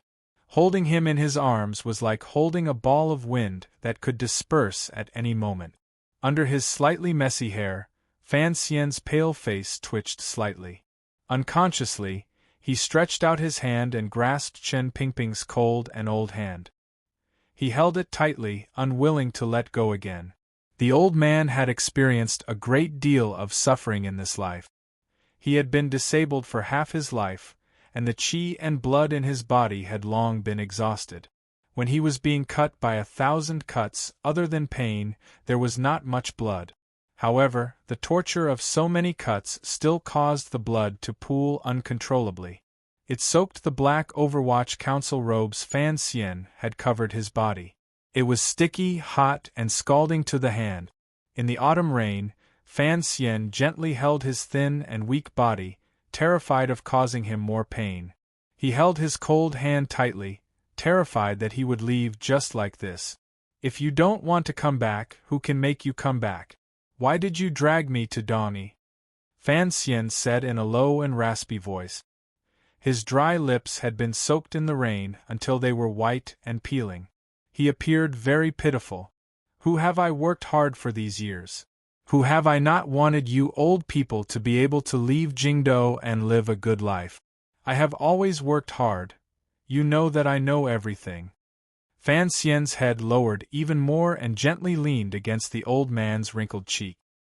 His body swayed gently in the rain as if he was coaxing the old man in his arms to sleep. His hand suddenly tightened. The old man's hand gripped Fan Xian's hand tightly. However, all of his life force couldn't even hold one hand tightly. He didn't know whether it was because he couldn't bear to part with something or because he was afraid of something. In the wind and rain, on the ground, and in the water, he wanted to hold on to something. Like a knife slowly tearing at his heart, Fan Xian's entire body was cold and terrified as he looked at the old man in his arms. He knew that he could not hold on much longer. Unconsciously, he tightened his grip on that hand until his fingers began to turn white and ache faintly. Chen Pingping's muddy and scattered gaze slowly moved through the rain. He saw the familiar royal palace, the sky covered in rain clouds, and the blurry figure of the emperor on the palace walls. However, he could not clearly see the person's face. Then, he saw Fan Xian's face beside him. A glimmer of a smile flashed through the old man's muddy but clear eyes. The old man knew that he was about to leave the world he had lived in his entire life. His eyes gradually dimmed. He could not clearly hear any sound between heaven and earth. The light in front of him also gradually transformed into strange shape. In this instant, perhaps his legendary life flashed quickly before his eyes like a slideshow. The little eunuch, the East Sea, that woman, the Overwatch Council, the Black Knights, another woman, dead people, conspiracies, revenge. All sorts of scenes flashed before his eyes and formed a white line that no one dared to look directly at. No one knew exactly what he saw before he died, and what he wanted to see the most. Was it the mud that had been kicked up by the fighting in King Cheng's manor? Was it the plum blooming in winter in Taiping Courtyard? Was it the little fish swimming freely in the shallow pond in the back courtyard of the Overwatch Council's square and sinister building? Was it the palace robes in the mountains in the north? Or was it the little boy in Danzhou who had entrusted all of his emotions and hopes for the second half of his life? Amidst the sound of wind and rain, Chen Pingping suddenly heard some sounds. It was singing. It was a graceful and familiar song. It was a song he had heard countless times in Chen Garden. Those concubines were all beautiful. Those songs were all beautiful. The old man had risen and fallen in the darkness all his life.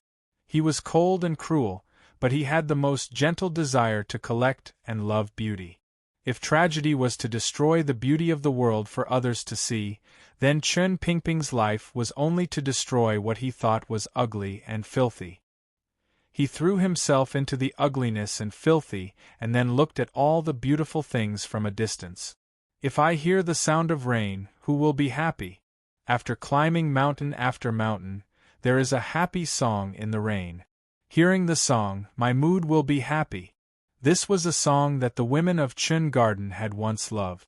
In the wind and rain, it once again rang out in Chen Pingping's ears. With difficulty, he opened his eyes and looked at the people in the world.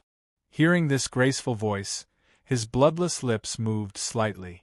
It was as if he was singing along, but no sound came out of it. Chen Pingping suddenly looked at Fan Xian and asked, "Chest?" Fan Xian gave a very ugly smile and said by the old man's ear, "It's a gun. A firearm that can kill from a long distance." This was probably the last question Chen Pingping had in his life, so he asked it at the last moment. Hearing Fan Xian's answer, the old man's eyes lit up slightly. It was as if he had not thought it would be this answer. He was slightly surprised and relieved. A gurgling sound came from his throat as he panted hurriedly. A cold and proud expression rose to his face. "This thing. I also have it." Fan Xian didn't say anything. He just sat in the autumn rain and gently held him. He gently shook his head. He felt the old body in his arms grow softer and softer. The old hand he held tightly in his hand grew colder and colder. In the end, there was no longer any warmth. Chen Pingping died. He died in the arms of the little boy he loved the most in the autumn rain. Before he died, he knew the truth about the chest. His face still carried a cold, proud, and insufferably arrogant expression. Fan Xian woodenly held the gradually colder body. He lowered his head and pressed it against the old man's icy face. He quietly said a few words. Suddenly, he felt that the wind and rain that filled the sky were like knives cutting into his body. It caused him great pain and was difficult to bear. This pain burst forth from his heart and traveled to every inch of his skin. It was like a death by 1,000 cuts. In the end, it finally exploded out. On the little wooden stage in the autumn rain, a loud cry suddenly exploded. It was a cry that broke one's heart. It was a cry that tore at one's liver and pained one's lungs. It was a cry that was so sorrowful that the autumn rain didn't dare to fall. It was a cry that tens of thousands of people couldn't bear to hear. In the 20 years since his rebirth, Fan Xian had never cried to anyone. Even though there were a few times when his eyes were wet, he forcefully pushed them down. No one in this world had ever seen him cry. No one had ever seen him cry so thoroughly and with such sorrow. A myriad of emotions were all vented in this loud cry. The tears were unable to blur his face. They only washed away the remaining dust on his face that not even the autumn rain could wash away. Just like how the autumn rain could not be stopped, the tears could not be stopped either. Just like this, endless sorrow surged out of his eyes.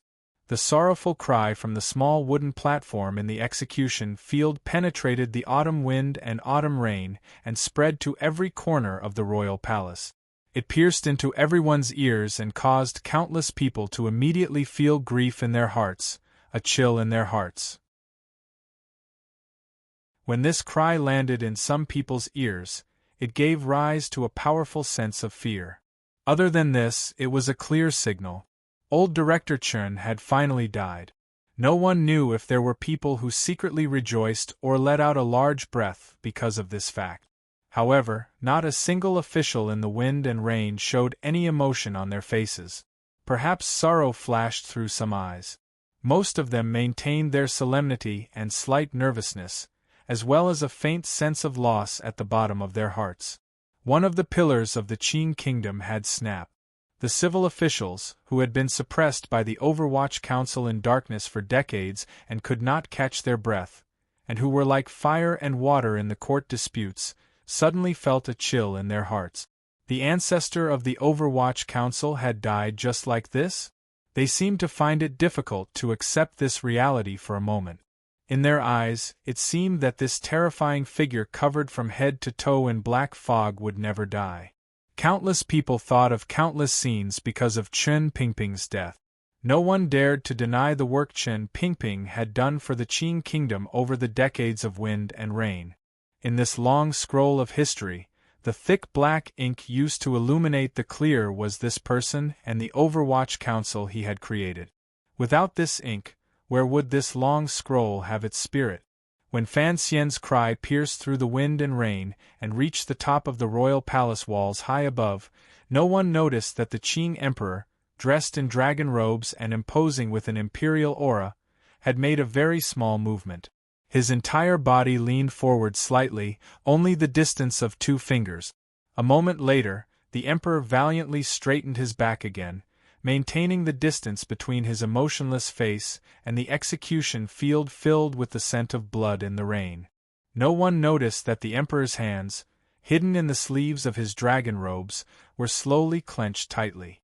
At this moment, he watched his old companion and servant, who had followed him for decades, die. The old man who had watched him go from an unremarkable heir to the most dazzling warrior in the world died so decisively. What did the emperor think? What did he feel? Was it a kind of emptiness that came from the depths of his heart, or a kind of anger that even he could not explain and had no idea where it came from? At the top of the royal palace walls, Yen Bingyun lowered his head deeply, even lower than all the officials beside him. His body faced the direction of the execution field. Through the curtain of rain, he could still see Sir Fan Jr.'s indifferent and wooden appearance as he held the old director's body. His body trembled slightly.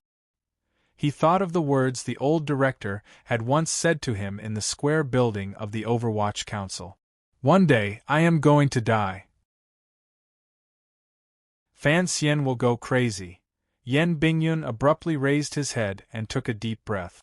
Wiping away the rain on his face, he continued to secretly give orders to all sides. The secret agents hidden in the crowd watching the execution could act at any moment. He wanted to compress the madness that could happen next into the smallest possible area. Of course, Yen Bingyun hoped that none of this would happen. The person had died. Although the death by 1,000 cuts had not been completely completed, and the executioner had been cut in half by Fan Xian with resentment, there was no need to continue. The autumn rain continued to fall miserably, but no one left the square in front of the royal palace. It was as if everyone knew what was about to happen. The ascetic monks surrounding the execution field slowly approached the little wooden stage. The straw hats on their heads blocked the rain falling from the sky and hid the original expression on their faces. It was as if Fan Xian could not sense the danger below the stage. He just sat numbly on the wooden stage. He continued to hold Chen Pingping's body and did not put it down. His tears had already mixed with the rain and gradually stopped. Fan Xian suddenly stood up. However, his figure swayed slightly. It looked like these days and nights of traveling thousands of li had exhausted him. The anger and sorrow that pierced his heart made his state of mind show signs of exhaustion. However, the figure on the wooden stage swayed in the rain. This startled the hearts of the people around the wooden stage. They unconsciously took half a step back. Fan Xian indifferently held Chen Pingping's body and walked down the wooden stage. He didn't even glance at these people. It was as if they didn't exist. These people surrounded the wooden stage and waited for the order from the emperor in the royal palace. The emperor looked at the scene below the palace walls with a pale face. Complicated emotions flashed through his deep eyes. Starting from the Hanging Temple incident, his admiration for Fan Xian was built on the foundation that his son was a loyal and righteous person. Although he had not thought that Fan Xian would be able to make it back, he did not find it strange when he saw this scene. Even the emperor was not worried. In his heart, he thought Enji was a pitiful child who had been deceived by Chen Pingping, that old dog. Perhaps Enji still did not know how much Chen Pingping wanted to kill him, kill all of his sons, and cut off his line of descendants. When he looked at Fan Xian's desolate figure, the emperor could not suppress the sadness and anger he felt. He was hurt by what Fan Xian had demonstrated. He was angry that even though Chen Pingping, that old dog, was dead, he could still easily steal the heart of his favorite son. Just like that woman who had died many years ago.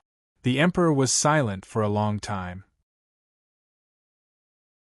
The injury that he had forcefully suppressed also gradually split open because of the agitation in his heart. Blood seeped out of his chest and onto the dragon robe he wore. It was particularly shocking. He shook out his sleeves and left the top of the palace walls with a cold expression. Below the royal palace, Fan Xian carried Chen Pingping's body and left the little wooden stage soaked in the rain and blood. He walked toward the west side of the square. His steps were particularly slow and heavy. Until now, he still did not glance toward the top of the palace walls. The emperor had already left. No one in the world dared to block Fan Xian's path. Everyone unconsciously opened up a path. The crowd was like the surface of the sea being cut open by a sword. The waves gradually rose and opened up a path through which reefs could be seen. In the rain, Fan Xian carried Chen Pingping and left. Who was a great hero? How could one be called a hero? This was a question that everyone had different opinions about. In this story, all the people who were loyal to their own way of thinking were actually extraordinary people. It just depended on how much they were willing to pay for this way of thinking. The more they were willing to pay, the more they were shocking enough. In particular, the word heroic was actually only heroic and did not involve anything else. When it came to men, one could not be called a man just because they had asterisk. It was also not possible to be spiritually impotent. Although Chen Pingping was a eunuch, he was actually an idealist. He was a simple person, a man with a gun. He was more manly than most men. The last sentence he said, "I have that thing too," was my opinion of Chen Pingping ever since I wrote this story. Chapter 705. The first 2 rains of early autumn came and went abruptly, with an inexplicable feeling. It seemed that the first rain was just to welcome Chen Pingping back, and the second rain was to send Chen Pingping away. When everything on the execution field in front of the imperial palace came to an end, the misty autumn rains stopped just like that. The dark clouds in the sky were blown away, revealing an extremely high, faint, and clear sky.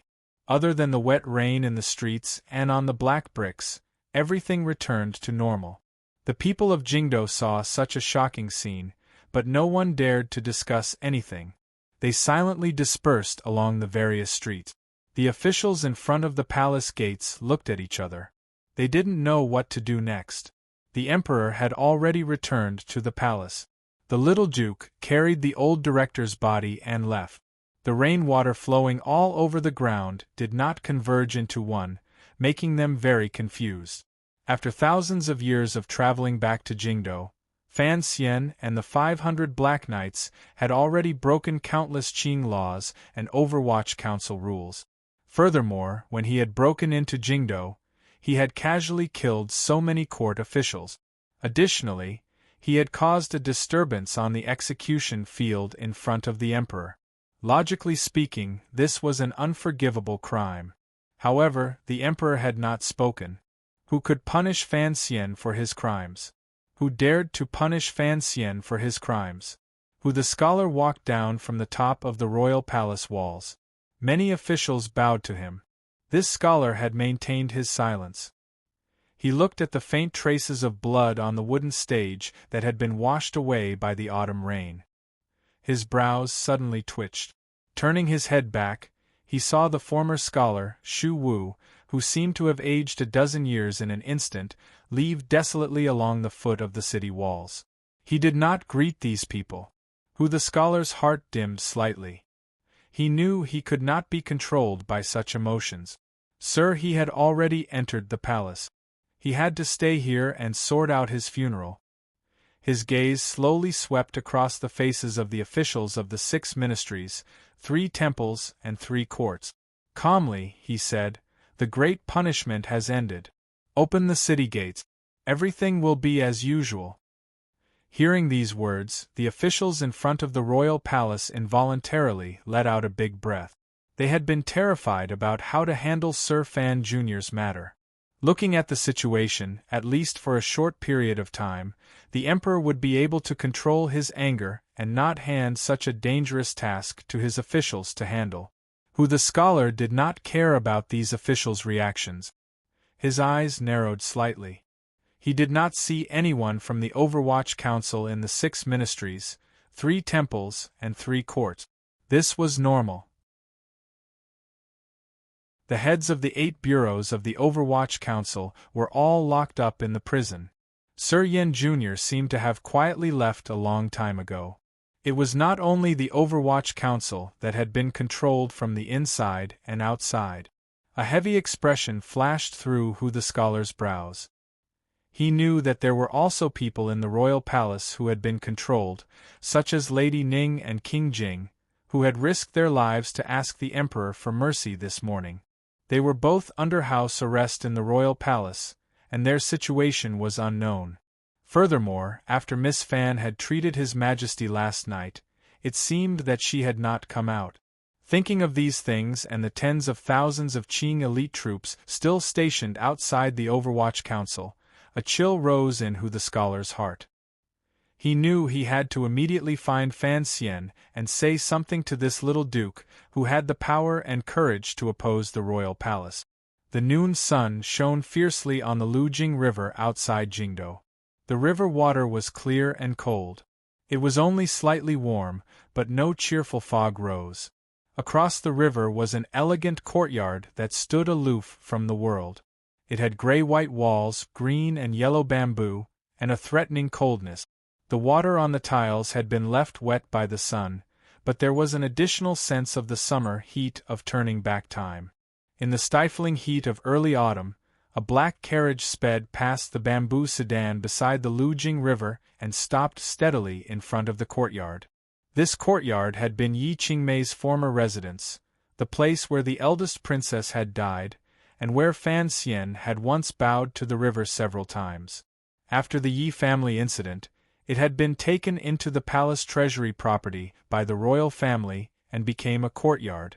However, over the years the emperor rarely came here. Furthermore, no concubine or prince dared to be so blind as to ask to temporarily live there. Thus, it had been empty for over 20 years. 3 years ago, when the eldest princess was planning the Jingdo incident, for some reason, she temporarily lived there for a few days. Because this courtyard was quiet and rarely visited, and because of the cold history it carried, it made everyone have the urge to keep a respectful distance. Thus, the internal court did not look after this place with much care or strictness. There were only 4 royal guards stationed there. Seeing the black carriage disregard the royal seal outside the courtyard and charge directly in, the guards' expressions changed. They walked forward, but before they could say anything, they were restrained by a group of people surging out from behind the black carriage. They were disarmed and bound. An Overwatch Council official walked forward and silently pulled open the curtain. The sound of footsteps rang out slightly. Covered in rain, the pale-faced Fan Xian carried Chen Pingping's body down from the carriage. The rainwater on his body dripped down his black clothes and the Overwatch Council uniform on the old man in his arms, making a pitter-patter. The door to Taiping Courtyard opened. Fan Xian did not glance at his subordinate. Solemnly, he walked in. With a creak, the door closed behind him. The Overwatch Council officials immediately spread out and controlled all the important positions at the end of the bamboo bridge. They watched their surroundings cautiously. After a while, a hurried and slightly chaotic sound of hooves rang out. Hundreds of exhausted black riders rode over along the road on the other side of the Lujing River. Immediately after, another thunderous sound of hooves stopped a bit further away. No one knew if it was the Jingdo garrison or the Imperial Army. Finally, a black carriage drove over and stopped on the other side of the bamboo bridge. An official with a frosty expression stepped out of the carriage. It was Yen Bingyun. He did not cross the bridge. He only looked calmly at the Overwatch Council officials at the other end of the bridge. Other than a few members of the Qinian unit scattered throughout Jingdo, most of the Overwatch Council officials who had followed Fan Xian to Taiping Courtyard were officials of the First Bureau. With the help of the palace, Yen Bingyun temporarily controlled the situation in the square and sinister building of the Overwatch Council. However, he was unable to control all 8 bureaus of the Overwatch Council, particularly the First Bureau. Fan Xian had once been powerful and impressive in the First Bureau. The officials of the First Bureau all treated Fan Xian like an ancestor. Not long after the curtain fell on the show in front of the royal palace and Fan Xian left the square in front of the palace with Chen Pingping's body, an official of the first bureau drove a black carriage to receive him. Yan Bingyun narrowed his eyes and looked at his colleagues at the other end of the bridge. He did not feel anything strange about the high prestige Fan Xian had in the council, particularly in the first bureau. He only felt it was strange. The emperor had also sent people to keep an eye on the first bureau. News did not flow smoothly. Fan Xian had just returned to Jingdo. How did these first bureau officials know? Furthermore, they had so coincidentally received him. This was truly puzzling. Yan Bingyun did not know that the young mistress of the Fan Manor had reacted as soon as the news of Chen Pingping's attempt to assassinate the emperor came out. She had already made preparations for her husband and had secretly maintained contact with the first bureau the entire time. When Fan Xian rode alone into the execution field, the people of the first bureau had already begun to move. As for the hundreds of exhausted Black Knights who could not be underestimated, they had received Fan Xian's earlier orders and were set to gather at Taiping Courtyard. Before Fan Xian entered the capital, he had thought it through. Regardless of whether or not he could save the old cripple, he and these people would probably have to meet at Taiping Courtyard. Yan Bingyun stood at the head of the bridge in silence for a long time. He tidied up his wet official robes and walked toward the bridge alone. The creaking sound continued. He finally reached the other end of the bridge. Under the wary, hateful, and disdainful gazes of the first bureau officials and secret agents, he bowed and said in a heavy voice, "Yan Bingyun of the 4th Bureau requests an audience with the director." Fan Xian didn't know that Yan Bingyun had already appeared outside Taiping Courtyard. He was certain that someone was coming to see him and persuade him. He could even accurately understand how many people followed behind him as he walked out of Jingdo step by step. How many of the Qin Kingdom's elite troops were gathered outside Taiping Courtyard, waiting for the success of his persuasion. Whether it was successful or not, this was all the emperor's will, right?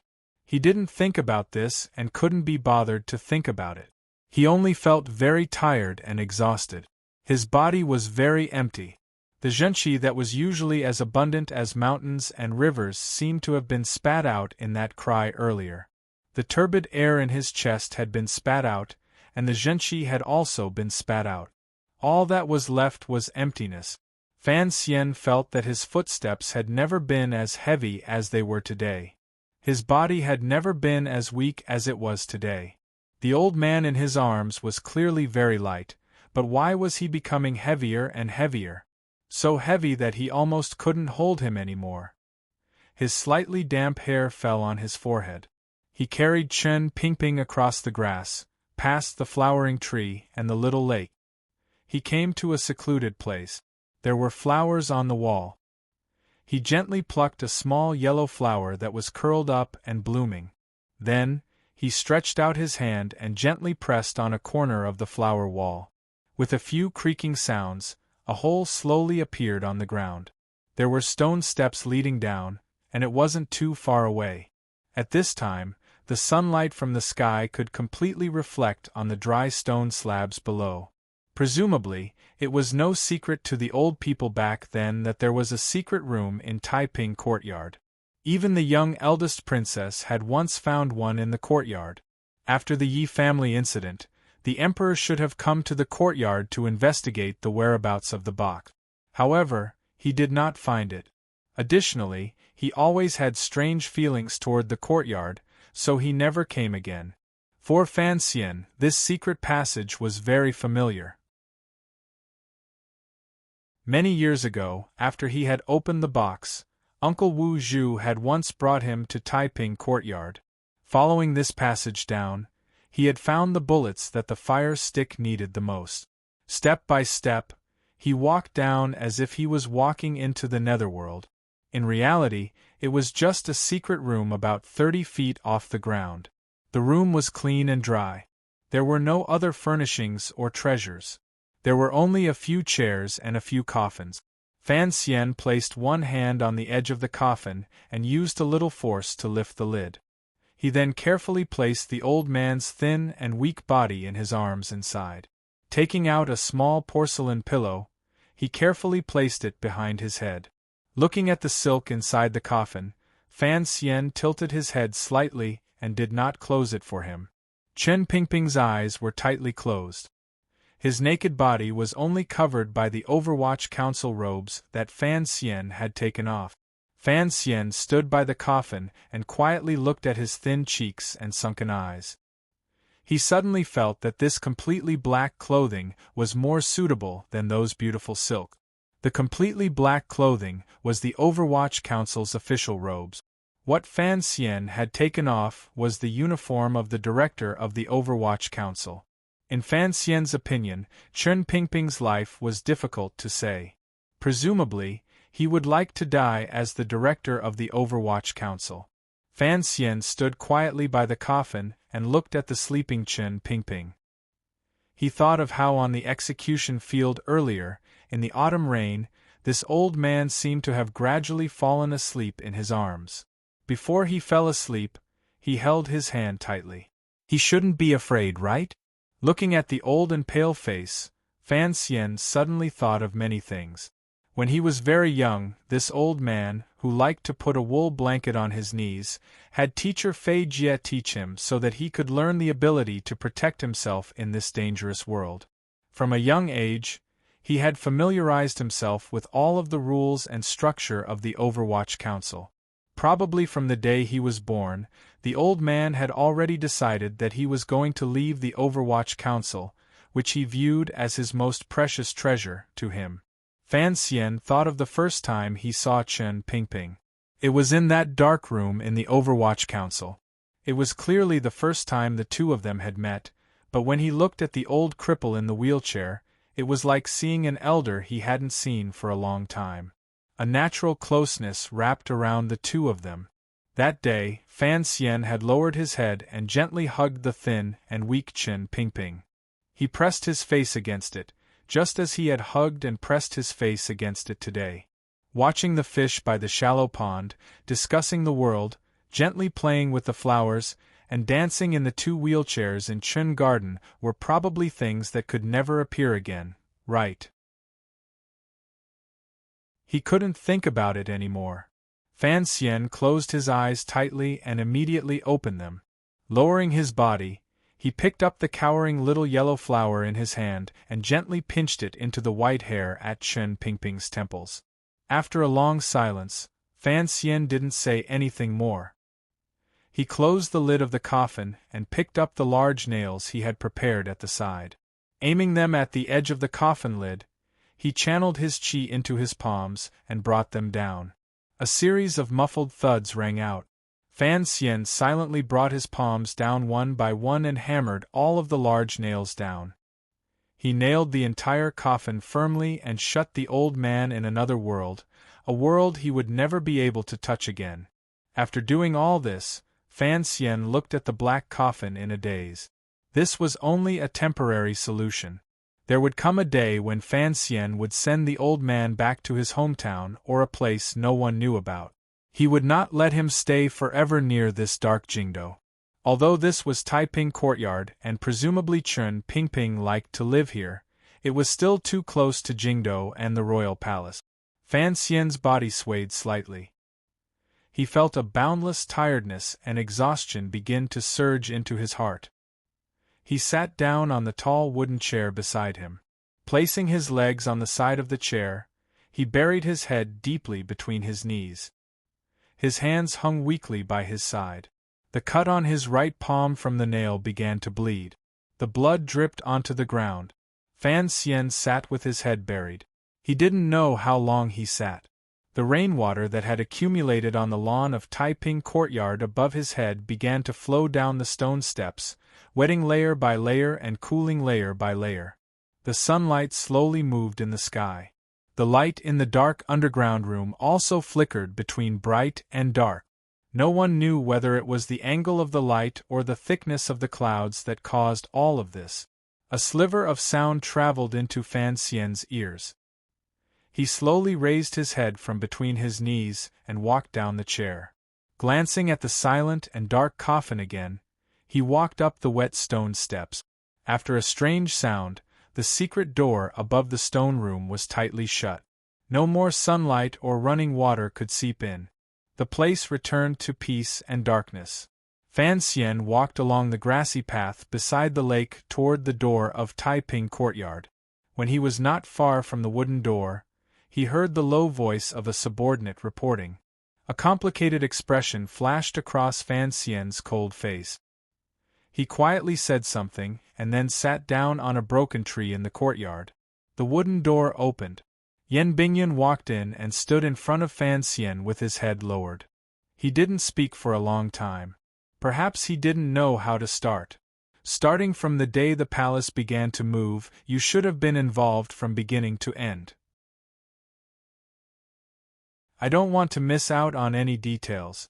Fan Xian sat tiredly on the broken tree root with his right hand on his knee. His face was unhealthily pale. Yan Bingyun glanced at his right hand and found it was bleeding. His heart jumped slightly, but he didn't explain too much. Instead, he calmly said, "On the second day, I was summoned into the palace. After receiving an edict, I began to make arrangements. As for Scholar he capturing Gouda in Dazhou and the Emperor using this matter to keep the director in Dazhou and then using the Jingdo garrison to capture him, I only know the general situation and not the details." "Tell me the details you know." Yan Bingyun looked at Fan Xian, who had his head lowered. He found that Sir Fan Jr. was different from any other time. His facial expression was calm, so calm that it made one's heart tremble. It was not a reaction a normal person should have. From that morning when the Jingdo garrison escorted the black carriage into the capital, to the argument in the royal study in the royal palace, to the emperor being heavily injured, to Chen Pingping being injured by the porcelain cup and being sent to the Overwatch Council prison, Yan Bingyun didn't hide any details. He even clearly explained the ugly role he had played in all of it. Fan Xian was silent for a moment. He then slowly raised his head and looked at him. "Then, why are you following me now?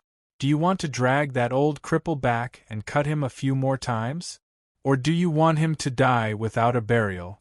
Yan Bingyun didn't need to control his emotions in front of him. A sliver of unfeigned sorrow appeared on his face. In a raspy voice he said, "I had to see you. I had to guarantee that you wouldn't go crazy." "What is going crazy? Rebellion?" The corners of Fan Xian's mouth twitched slightly. His laughter was full of coldness. "Aren't the Jingdo garrison and Imperial Army troops outside used to do this?" At this moment, smoke and dust were faintly discernible outside the courtyard. It had clearly just rained, yet it was dry. Who knew how many troops were lying in ambush outside the Taiping courtyard and how many aces were used to suppress Fan Xian? Yan Bingyun valiantly controlled his state of mind. Looking at Fan Xian, he coldly said, "No matter what, the old director is already gone. No matter how angry you are, you can't change anything. Even if you can escape Jingdo, what can you do? Deng Ziyu is in Xiliang, Su Wenmao is in the palace treasury in North Min, Xia Qifei is in Suzhou, and the generals of the Qinian unit and the most powerful officials and secret agents in the council have all been sent out by me to places you control the most. Once you leave Jingdo, you can once again gather 60% of the Overwatch Council's power. But what can you do?" Fan Xian looked at him coldly and didn't say a word. "Very well. Presently, you are the master of Dongyi's sword hut. You have countless swordsmen under your command. Additionally, the Great Prince is currently leading 10,000 elite soldiers stationed in Dongyi. However, those 10,000 elite soldiers may not be completely under the Great Prince's control. Taking 10,000 steps back, would the Great Prince rebel against the Emperor because of you or the old director?" Yan Bingyun's lips were a bit dry. His throat was a bit congested with blood, but he still forcefully said, "The heir, Hongqing, is in Dingzhou. He is your best friend. Even if he raises troops for you, would the Dingzhou army listen to him? It has to be said, in this world, only you have the power to stand against the Emperor. But you are still not a match for the Emperor. Are you done? Fan Xian looked at him with narrowed eyes and tiredly shook his head. If you want to convince me, shouldn't you take out the letter Chen Pingping personally wrote for you? Yan Bingyun's body shook. He had thought that what he had done within the Overwatch Council these few days would anger Fan Xian. He had not thought that from the beginning. Fan Xian had already found out everything. Fan Xian looked at him. Even if you took it out, I wouldn't want to see it. It is nothing more than to take care of the big picture, and prevent the Overwatch Council from losing control for a moment and being forcefully wiped out by the Emperor. Thus, you must become the Emperor's second dog and forcefully preserve this council. In order to win that man's trust, you must do some things. I know you don't feel good and comfortable. Fan Xian looked at the slightly absent-minded Yan Bingyun and coldly said, but you brought this upon yourself. Do you think this is the joy of enduring humiliation? Wrong, you're just a fool. You're just going to listen to what Chen Pingping wants to do? If he wants you to kill him, you kill him? The old director is thinking on behalf of the thousands of lives of the Overwatch Council and the people of the world, Yan Bingyun said in a slightly raspy voice. Even if I suffer some misunderstandings and become a thorn in the side of the council officials, so what? Do I have to watch as the world falls into chaos? Why can't the world fall into chaos? Thinking on behalf of the people? Fan Xian suddenly laughed strangely. There was a coughing sound in his laughter. He coughed up a few threads of blood. How many of these people have thought on behalf of them? I don't forgive you. Fan Xian looked at Yan Bingyun calmly. Each word he said made one tremble in fear. Everything for the Qin kingdom, everything for the Emperor, everything for the world. This is your attitude, not mine. For the people I care about, so what if tens of thousands of people die? You didn't do all of this for me. So, I don't forgive you. Yan Bingyun knew that under Fan Xian's gentle exterior was a heart that loved and hated intensely. After a long silence, he suddenly opened his mouth and said, I don't need anyone's forgiveness. The old director's choice is the same as mine, so I did it. For the Qin kingdom, I can do anything. Very good. Only like this can you become a good official of the Emperor. For those dead people, he might be a good emperor. Fan Xian slowly stood. For me, neither he nor you are people I can place a sliver of trust in. In your hearts there are things more important than companions. King Jing and Lady Ning are under house arrest in the palace. The young lady of the Fan family is also in the palace, Yan Bingyun said hurriedly as he suddenly felt cold. Fan Xian's voice in reply was mocking and cold. For the Emperor, this is a matter of course. Watching Fan Xian walk tiredly toward the wooden door, Yan Bingyun's heart suddenly tightened. A difficult-to-suppress fear surged in his heart. It was not fear for himself. Rather, he was worried about Fan Xian. In a loud voice he asked, Where are you going? Fan Xian's hand froze slightly on the wooden door. He didn't turn his head. Tiredly, he said, Going home to sleep. Walking out of the wooden door of Taiping Courtyard, he looked at the officials of the First Bureau of the Overwatch Council at the end of the bridge as if they were facing a great enemy.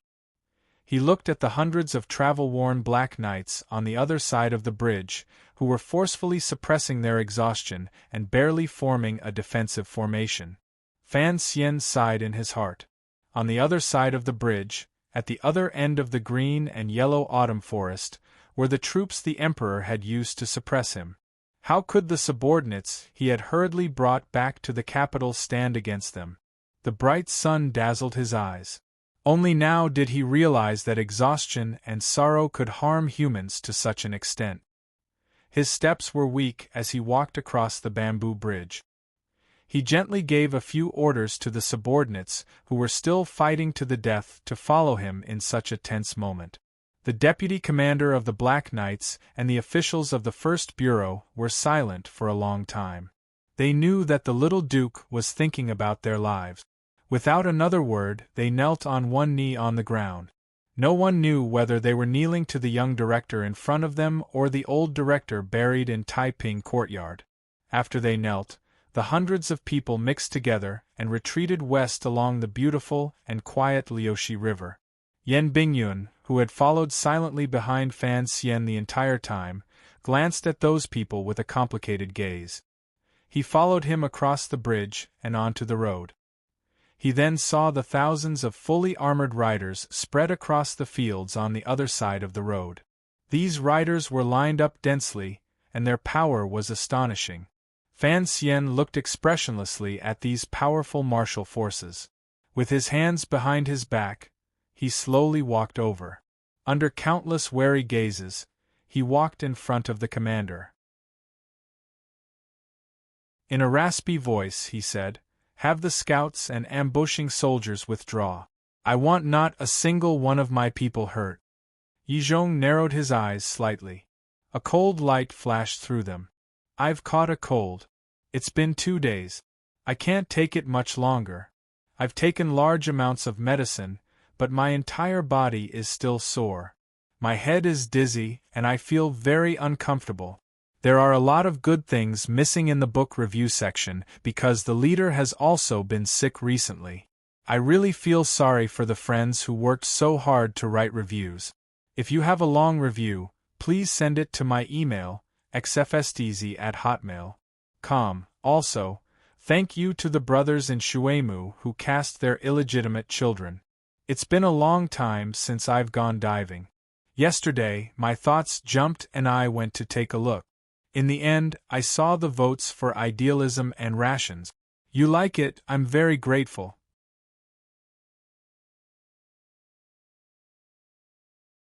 Chapter 706. The head of the Bureau of Military Affairs of the Qin Kingdom, the foremost person in the military under the Emperor, Commander Yizhong, had personally led elite soldiers to Taiping Courtyard to suppress, monitor, and control Fan Xian. It had to be said that the Qin court and royal palace maintained a high level of respect and caution toward Fan Xian. This respect and caution was expressed through strength. Fan Xian's face was haggard and slightly pale. Streaks of muddy marks appeared very eye-catching on his handsome face. They were probably marks formed by the rain and dust from 1,000 li. He looked at Yizhong's slightly cold gaze on his horse. His entire person appeared wooden and indifferent. It was as if he did not see Yizhong and the thousands of fully armored riders. For people at Fan Xian and Yizhong's level of strength, they knew that on the plains, no matter how powerful an ace, it would be impossible to escape the pursuit of thousands of elite riders unless they had already entered the realm of a great grandmaster. However, this place was still on the outskirts of Jingdo. The dense forests, clear rivers, and houses were still densely packed. If Fan Xian truly gave up everything in Jingdo and fled like a giant bird into the woods, these thousands of elite soldiers would probably not be able to catch him for a while. The Emperor had ordered Yizhong to personally lead troops to deal with this matter because he had thought of this. Among these thousands of elite riders, there were many aces from the military. Most importantly, there was Yizhong, who could face Fan Xian head-on. He was one of the few aces in the Qin Kingdom who stood above the 9th level. Fan Xian narrowed his eyes slightly and looked at Yizhong on his horse. Suddenly, his heart jumped. He thought of another matter and couldn't help smiling self-mockingly. In the beginning, there were 3 countries. Dongyi had the most 9th-level aces. However, the Qin Kingdom conquered the world with its knives and horses, so aces emerged in an endless stream. They had the most aces between the 7th and 8th level. There were even a number of aces who had entered the 9th level in Jingdo. However, all of this had become history. The Tiger Guards, who had gathered the most 7th and 8th level aces, had all sacrificed themselves to the vicious sword of Dongyi because of the Emperor's caution toward the previous Minister of Revenue, Fan Jian. The aces of the military had all died in the Jingdo Rebellion 3 years ago. Qin Yi and his son had both died in front of the royal palace. There was also old eunuch Hong, who had fallen on Dong Mountain, and the Qing Temple's great priest and second priest, who had died one after the other. Because of the emperor's schemes and paranoia, the top aces of the Qing kingdom had unknowingly been decreasing. Now, a large gap had appeared. In order to suppress Fan Xian, a superior ninth-level figure, there was no one to send. They had to send the top person in the military, Yi Zhong, personally. I am very surprised that the heir to the High Duke can still smile. Yi Zhong had already slowly restrained the coldness in his eyes and said calmly, I was just thinking of a question. If even you and Gong Dian died, the emperor, who else would be trustworthy? The corners of Fan Xian's mouth twitched slightly as he spoke in a raspy voice. Yi Zhong's heart trembled slightly. He knew that Fan Xian had seen the present flaws in the Qing kingdom's martial power in a glance. Although the Qing Iron Riders were still unparalleled in the world, regardless of whether it was the Dingzhou army, the Yanjing camp, or the old subordinates of the Western Expedition Army scattered across the borders who had once belonged to the Great Prince, they were all tigers and wolves on the battlefield. When it came to a small group of elites led by a strong warrior, it was difficult for the Qing kingdom to find an ace they could rely on. All the warriors in the world are in my hands.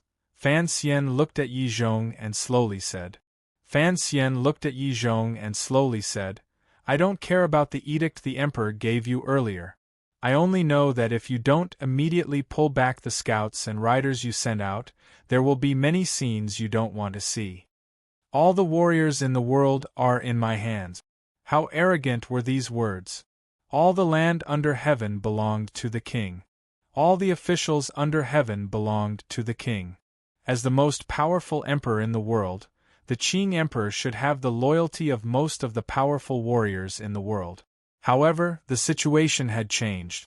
Regardless of whether it was luck or coincidence, Yi Zhong had to admit that most of the truly powerful aces in the world had fallen into Fan Xian's hands. Although Yi Zhong did not know the truth of the assassination in the Hanging Temple, the scene on the execution field earlier made him certain that the true aces in the Overwatch Council, such as the mysterious head of the 6th Bureau and the legendary younger brother of Sigujian, would follow Fan Xian's orders blindly. Most importantly, there were 13 disciples of the Sword Hut. Other than Yun Zhilan, who had already become the master of Dongyi, there were 11 other 9th-level aces. The emperor has not given you a clear edict, Yi Zhong said in a heavy voice. But those Black Knights and the First Bureau officials who followed you out of the capital have broken Qing law and are conspirators in rebellion. Do you think the court will let them live? It is me who wants to protect their lives. Fan Xian lowered his head tiredly. He felt that negotiating with Yi Zhong here was truly tiring. Slowly, he said, You are a smart person. You know what to do. The emperor is currently angry. I heard he is also injured. I'm afraid it would not be wise to give an edict at this time. It is very difficult for me to control my emotions. I think you would not want to truly drive me crazy. Once I go crazy, it will not be good for you, me, the officials and people of the Qing court, or even that person in the palace. Fan Xian's body was hunched as he shook his head. You know what my bottom line is. Starting from the old cripple all the way to me, the style of the Overwatch Council is to protect our own. We will not allow our people to be harmed. I understand, but this is defying an edict. Yi Zhong calmly looked at the messy hair on Fan Xian's forehead. I am an official of the Qing kingdom. For all officials who break the law and rebel, I have the duty to capture and kill them. Don't say such useless things. Fan Xian waved his hand tiredly. There is no one else here right now. If you want to ensure the Dingzhou army's safety for 1,000 years, you'd better make a decision quickly. Yi Zhong and Fan Xian stood far in front of the riders. No one could hear their conversation. Even Yan Bingyun, who had been following Fan Xian the entire time, stood quietly by the black carriage and did not move forward. Yi Zhong thought silently for a long time. He then said, Even if I let them go right now, the Black Knights under your command have been exhausted to the extreme. Regardless of whether you have them go to Xilyang to join Hongqing or Dongyi to join the Great Prince, the soldiers stationed in the various provinces and counties along the way, speaking to this point, Yizhong suddenly stopped and sighed in his heart. Knowing the inside story, he knew the court's arrangements these days. In the intelligence reports, Fan Xian was clearly far away outside Yanjing a few days ago. Who knew that he would rush back to Jingdou today? Thinking of this Qing military ace couldn't help but feel a sense of shock in his heart. He could not understand how Fan Xian had flown across thousands of li and brought hundreds of Black Knights back to Jingdou. As long as you don't personally act, those provincial soldiers cannot stop my people, Fan Xian said in a raspy voice. As long as I am willing to go with you, the Emperor will not be angry at you for going easy on them. Yizhong was silent for a long time, then suddenly said, "That's true. As long as you are willing to return to the capital, the Emperor's anger will lessen greatly." "See, isn't this a very simple matter?" Fan Xian said this expressionlessly. He then turned his head and walked directly into the black carriage Yan Bingyun was leading. Letting down the curtain, he closed his eyes and began to rest. The carriage jolted slightly and began to move forward on the road. Thousands of Qing elite riders seemed to be escorting as they followed the black carriage slowly toward Jingdou. They entered Jingyang Gate again and traveled on the quiet and austere street. Fan Xian, who had been resting with his eyes closed in the carriage, suddenly opened his mouth and said, "Are we going into the palace?" "No." Yizhong sat on the horse and straightened his not-so-tall figure. Calmly, he replied, "The Emperor did not give an order. He only forbids you from leaving the capital." "Very good, then I'll go home," Fan Xian said quietly as he closed his eyes again. Yan Bingyun, who was responsible for driving the carriage, had a slightly serious expression. He pulled on the rope and followed the fork in the road at the entrance of the salt market toward the south of the city. Some people in the dark followed the black carriage closely. Yizhong's subordinate riders also sent a group of people to catch up. Yizhong himself stood at the end of the street and did not make any movements. There were already people on the street. Although the scene on the execution field in the autumn rain had already spread like wildfire among the people, it was, after all, a distant matter and could not truly affect the lives of the people. Thus, life in Jingdou returned to normal following the end of the autumn rain. The people walking under the eaves and on the side of the road had long been herded to the two sides of the street by the soldiers. They watched this scene woodenly and looked at the black carriage surrounded by soldiers. Very easily, they guessed the true identity of the important figure in the carriage. For a moment, nervousness, excitement, confusion, worry, and many other emotions flashed through their eyes. Yizhong stood on the horse and watched with an indifferent expression as the black carriage slowly drove away in the direction of the south of the city. His heart felt unusually heavy. Logically speaking, the order to capture Fan Xian and bring him back to Jingdou and forbid him from leaving the capital had already been accomplished. However, he still could not relax. For one, under Fan Xian's naked and calm threat, he had no choice but to give up on the pursuit of the Black Knights traversing the fertile lands of the Qing kingdom and the officials of the First Bureau of the Overwatch Council who dared to defy the Emperor's edict. After he entered the palace in a moment, he didn't know what kind of ferocious rage he would receive from the Emperor. The coldest, hardest, and heaviest stone pressing down on his heart was Fan Xian's expression along the way. Yizhong knew that it was not him who had captured Fan Xian and brought him back to Jingdou. Rather, Fan Xian had followed him back to Jingdou. What chilled his heart was that Fan Xian had no intention of entering the palace to see the Emperor. Regardless of whether Fan Xian angrily criticized the Emperor or explained something to the Emperor, it was actually more comforting than Fan Xian's current indifference. That kind of indifference actually contained anger towards His Majesty and suppressed coldness, as well as a kind of disregard for imperial power. Yizhong didn't know why Fan Xian had the courage to do this. He knew that the Cold War between the Emperor and Fan Xian had just begun. Perhaps the Emperor, who was currently recovering, was waiting in the palace for his illegitimate son to enter the palace to explain something or roar about something. However, Fan Xian had made all of the Emperor's hopes and predictions come to nothing. Yizhong slowly lowered his head and thought of Fan Xian's calm and powerful words outside Taiping courtyard earlier. He couldn't help but shake his head sadly. He had been forced to concede under Fan Xian's cold pressure. This proved that Fan Xian already had the power to directly oppose the power of the Qing military.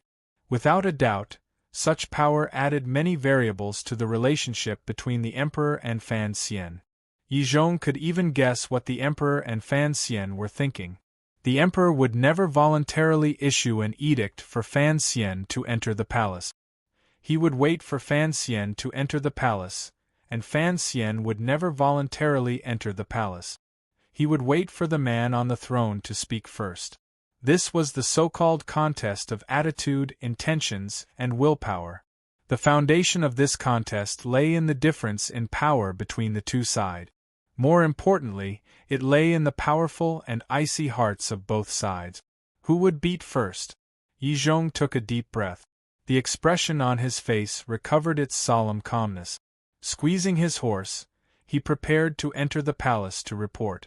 The battle between this father and son was not something he, as an official, could interfere with. The reason the Dingzhou army had interfered was because of the Emperor's edict. It was clear that the Emperor's attitude toward Fan Xian, his illegitimate son, was completely different than that of his other sons. As the head of the Qing military, Yizhong only hoped that this battle would end peacefully or as quickly as possible. It wouldn't be like the autumn rain these 2 days, always making one feel cold and uneasy. The carriage stopped in front of the main gate of the Fan Manor in the south of the city. The street was completely silent. The 2 rain-soaked stone lions outside the gate stared with wide eyes, angrily and uneasily at the people walking around them. The tightly shut main gate immediately opened. A few manor guards carrying knives surged out and stood under the carriage. Fan Xian walked down from the carriage. He didn't glance at Yan Bingyun on the shaft. He only lightly swept his gaze around his surroundings. He easily saw that there were many spies watching. They were probably people sent by the palace. They were probably people raised by the 13 Yamens or the Supreme Court. Further away, the Overwatch Council secret agents were still there. A warm smile rose to the corners of Fan Xian's lips. In terms of surveillance, even if the entire court worked together, they might not be a match for the Overwatch Council. It looked like the secret agents he controlled were still in his hands and not yet controlled by the Emperor. He walked up the step. Yan Bingyun sat on the shaft and sighed. He was just about to leave when he suddenly heard a sentence. "I probably won't be able to manage the council for much longer." Fan Xian didn't turn his head.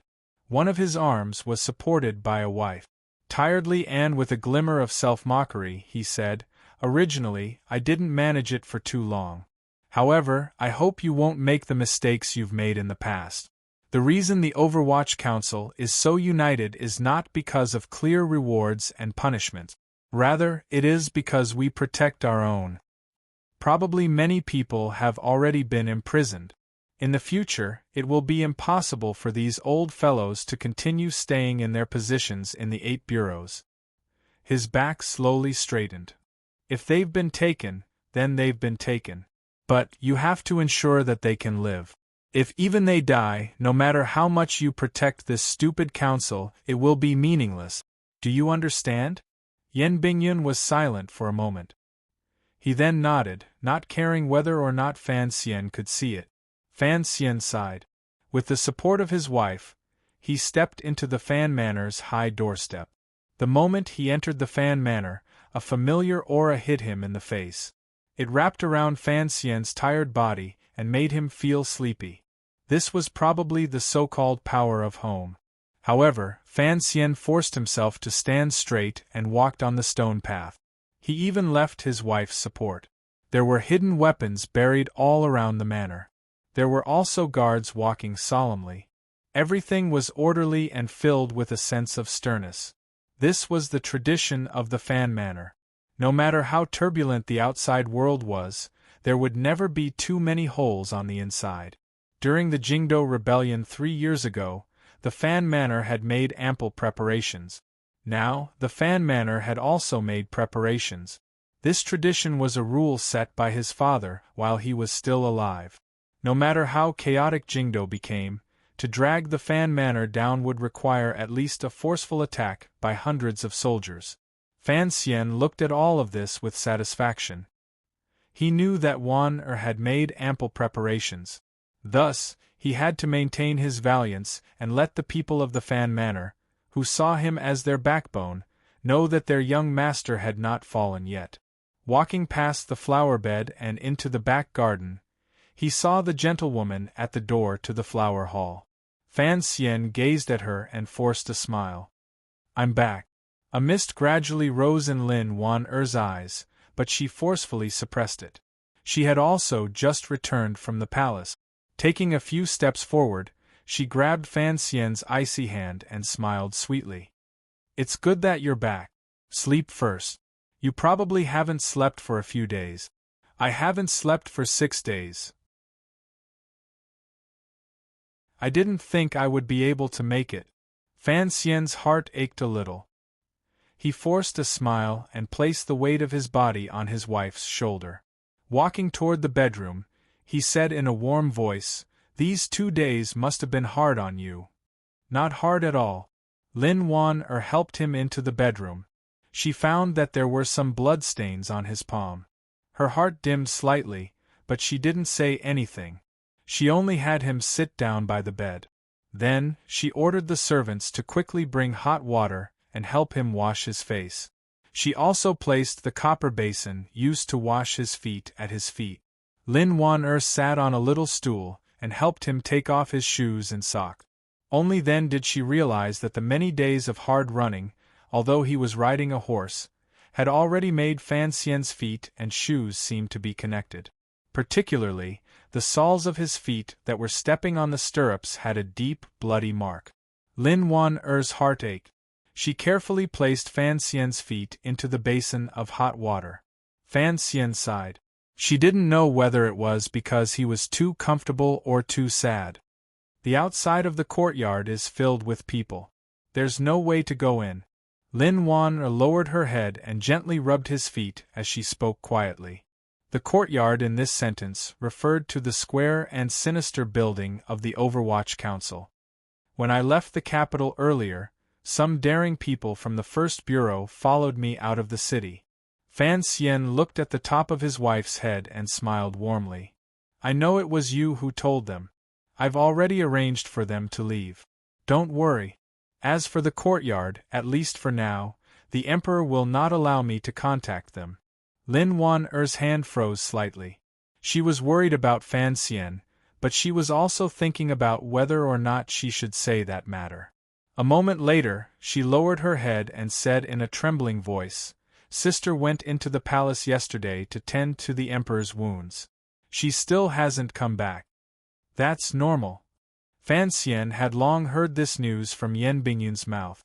Calmly, he said, "The Emperor has always grabbed people's weak spots tightly. Only the old cripple didn't have any weak spots for him to grab. That's why he ended up like this today." Speaking of Chun Pingping, Fan Xian's face darkened. In reality, Chun Pingping's only weak spot in this life was Fan Xian. However, this old cripple still separated Fan Xian in such a hopeless situation, leaving the Emperor unable to grab hold of him. In the end, they could only walk into a deadlock. After saying this, Fan Xian fell asleep. With his feet in the basin and his head lowered to his chest, he fell into a deep sleep. Having not slept for a long time, he finally relaxed his state of mind in front of his wife. With a glimmer of unshakable sorrow on his face, he fell into a deep sleep. Lin Wan-er gently stopped the movements of her hands and looked at the haggard and sorrowful face. For some reason, sorrow welled up in her heart, and a few tears rolled down. She gazed at Fan Xian and thought, when did that bright and beautiful youth become so pitiful? Fan Xian slept for a full day and night. When he slowly woke up, he found that it was already dusk. The slightly dim light of dusk seeped in through the window and covered everything familiar in the room with a layer of unfamiliar light. Wan Er's voice came faintly from outside the window. It seemed that she was ordering the servants to do something. Fan Xian didn't want to startle her, so he continued to lie quietly in the warm, thin blankets. He didn't want to get up. Perhaps he knew that once he came out of the soft blankets, he would have to face what had already happened and what was about to happen. His gaze turned slightly and saw a towel by the bed. Extending his hand, he pulled it over and gently wiped the dirt at the corner of his eyes. Immediately after, he looked at his body and found that it was clean and fresh. It looked like Wan had wiped his body while he was sleeping. Just these two simple movements caused his entire body to ache with unbearable pain. The 1,000 miles of rushing, the valiant fighting, and the pain that seeped deep into his bones had indeed caused him to weaken to the extreme. It was absolutely not something that could be recovered with a simple sleep. Fan Xian lay quietly on the bed and slowly activated the two powers of Zhenqi in his body, particularly Tianyi Dao's natural method, to recover his yuanqi. His gaze stared straight at the ceiling embroidered with complicated patterns and thought to himself, what is the man in the palace thinking at this time?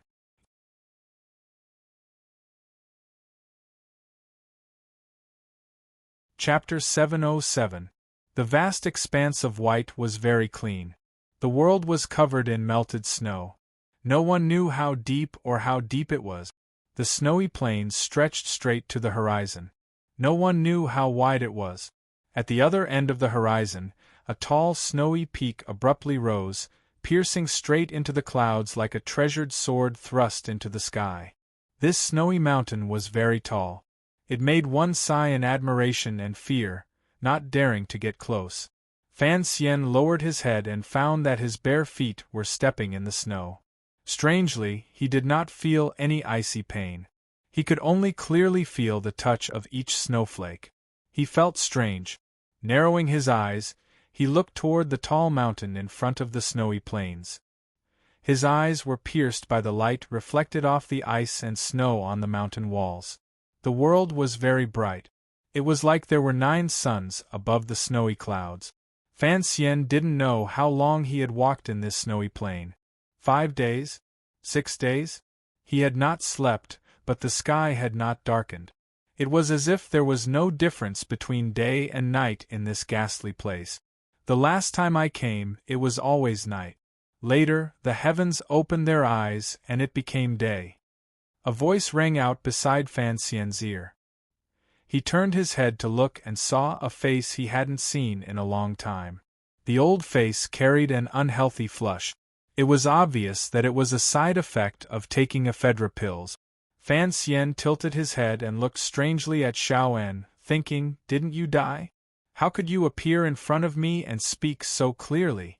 He felt it was strange, but there was a kind of unconsciously mental strength that stopped him from thinking about this strange question. Instead, he asked straightforwardly, the temple is in that snowy mountain? Yes, that is the holy land of the human world, a place mortals cannot touch. Xiaoan sighed.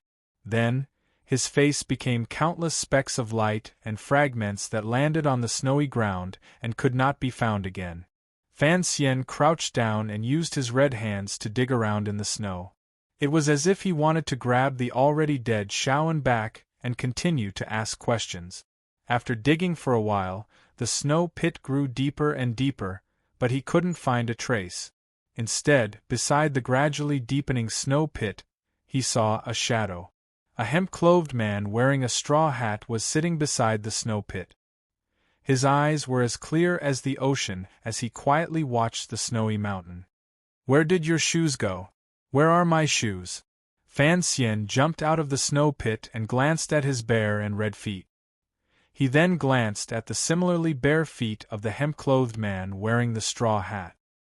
His gaze passed through the straw hat and saw the man's bald head.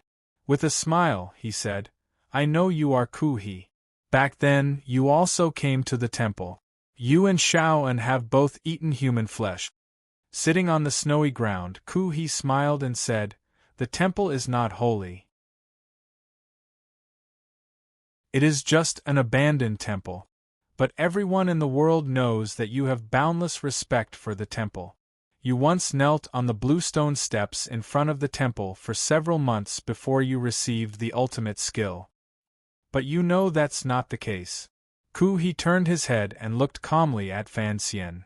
"What power in this world is undefeatable?" After saying this, Ku-he disappeared. It was as if he had never appeared. In a flash, in the place where Ku-he had disappeared, the short-sword Saint Great Grandmaster suddenly appeared. With a pair of wide eyes, he roared angrily at Fan Xian, "Where are my ashes? Where are my ashes?" Fan Xian jumped in fright. Only now did he remember that he seemed to have forgotten something. He seemed to have promised Sigujian that if he went to the temple, he would bring his ashes and scatter them on the stone steps of the temple so that he could see what kind of extraordinary figure was in the temple. Fan Xian was vexed and said, "That mountain is so tall and cold. I can't even get close. Even if I brought your ashes, it would be useless." "This is an excuse," Sigujian roared angrily. "It is just an excuse." Then, Sigujian's sword came thrusting forward. It swept up a snowflake that spread between heaven and earth. It was graceful, beautiful, and irresistible. Fan Xian's face paled.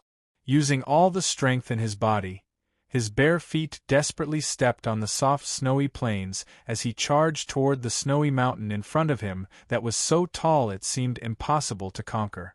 Then, he saw a black dot slowly and steadily heading up the snowy mountain. Fan Xian was overjoyed. In a loud voice, he called out, "Uncle Wu Zhu, wait for me." It was like the black-clothed Wu Zhu did not hear any sound. He continued to coldly and firmly walk up the mountain. However, the sword behind Fan Xian had already arrived. There was only one sword flower. In an instant, it bloomed into countless petals. Each petal sliced off a piece of flesh from Fan Xian's chest.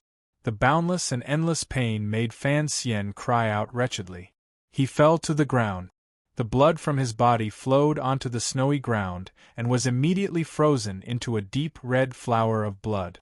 It was like precious and murderous agate. Fan Xian watched as Uncle Wu Zhu walked toward the snowy mountain. The snowy mountain was still tall and cold. He felt the unbearable pain from his heart and the despair and fear that filled his mind. Then, he woke up. Fan Xian gave a muffled grunt and struggled to sit up in bed. His body was covered in sweat and had soaked all of his undergarment. He unconsciously touched his chest and found that other than a little sore, there were no real pieces of flesh that had been sliced off. It was already night. It looked like after he had woken up at dusk, he had looked calmly at the top of the bed and then fallen asleep again. He didn't know why he had such a nightmare. The top figures who had once spread their elegance under heaven appeared one by one in his dreams and told him the story of the snowy mountain. They then persuaded him, encouraged him, and abandoned him. Fan Xian panted heavily and wiped away the cold sweat on his forehead. He stared in a daze at the blanket on his body and thought of the snowy mountain in his dream. He still shivered despite not being cold. He knew what the snowy mountain in his dream represented in the real world. He also knew that man was actually more powerful and colder than the snowy mountain. However, with the snowy mountain in front of him, he had to climb it. In the royal study in the royal palace, the emperor slowly opened his eyes and woke up. He looked at the lights on the table around him. Only then did he know that it was already night. His gaze was cold and strange because he had a dream earlier. He dreamed that he was standing on a lonely snowy mountain, enjoying the worship and reverence of countless commoners on the snowy plains below. However, there was no one by his side. He was as lonely as the snowy mountain. Those commoners were about to be frozen into zombies. Perhaps there was not much joy to be taken from being worshipped by such creatures. The Emperor slowly closed his eyes and thought of the eyes that had coldly watched him in his dream, the eyes of those familiar companions. He didn't speak for a long time. "I want to burn my face," the Emperor said. Eunuch Yao, who had been waiting at the side the entire time, bowed and accepted the order. He pushed open the door to the royal study. Before he left, he quietly reported, "Sir Yi Zhong has been waiting in the front hall." The Emperor didn't say anything. He waved his hand in annoyance, and the door to the royal study was closed. Although the Qing Emperor had his own palace in the back of the palace, he had been diligent in state affairs for many years. Additionally, he had extraordinary energy and was used to staying up late in the royal study to examine memorials. There were all kinds of bedding set up here, so he rarely returned to the palace to rest. Instead, he often spent the night in the royal study. It would not be a lie to say that most of the Qing Emperor's life was spent in the royal study. Usually, after nightfall, other than the Emperor, only his most trusted eunuchs could enter this quiet study. After Eunuch Hong died and Hong Zhu lost power, the only person who could stay in the royal study at night was Eunuch Yao. However, there was another woman in the quiet study today. There was a natural sense of calmness between the lady's brows. Her face was delicate and pretty. She wore a thin half-fur shirt and sat quietly on the round stool opposite the soft mattress. There was a box by her feet. The Emperor glanced at the woman and warmly said, "You haven't rested much these 2 days. In a moment, go to the back of the palace to rest." Fan Ruoro bowed calmly and didn't say anything. Ever since she had been brought into the palace at noon the day before yesterday to tend to the Emperor's wounds, her movements had been greatly restricted. Although no one had said anything explicitly, she knew she had to stay in the palace. During these 2 days, the Emperor had kept her by his side. Even when he was in the royal study looking at matters, and when his subordinates reported on information related to the Fan Manor, Fan Ruoro was always at the side listening quietly. The Emperor did not seem to avoid her. The Emperor glanced at her lightly and easily saw a glimmer of deep worry in the calmness between her brows. He knew what she was worried about. Strangely, the Emperor had kept the young lady of the Fan family by his side not just to suppress Fan Xian or because Fan Ruoro wanted to tend to his wounds. Rather, the Emperor felt that this niece's refreshing and indifferent nature suited his temperament. Furthermore, when he casually chatted with her, regardless of whether it was about astronomy, geography, or the various sights of the world, Fan Ruoro was always able to say a word or two to the Emperor. "Don't worry about anything." The Emperor coughed gently.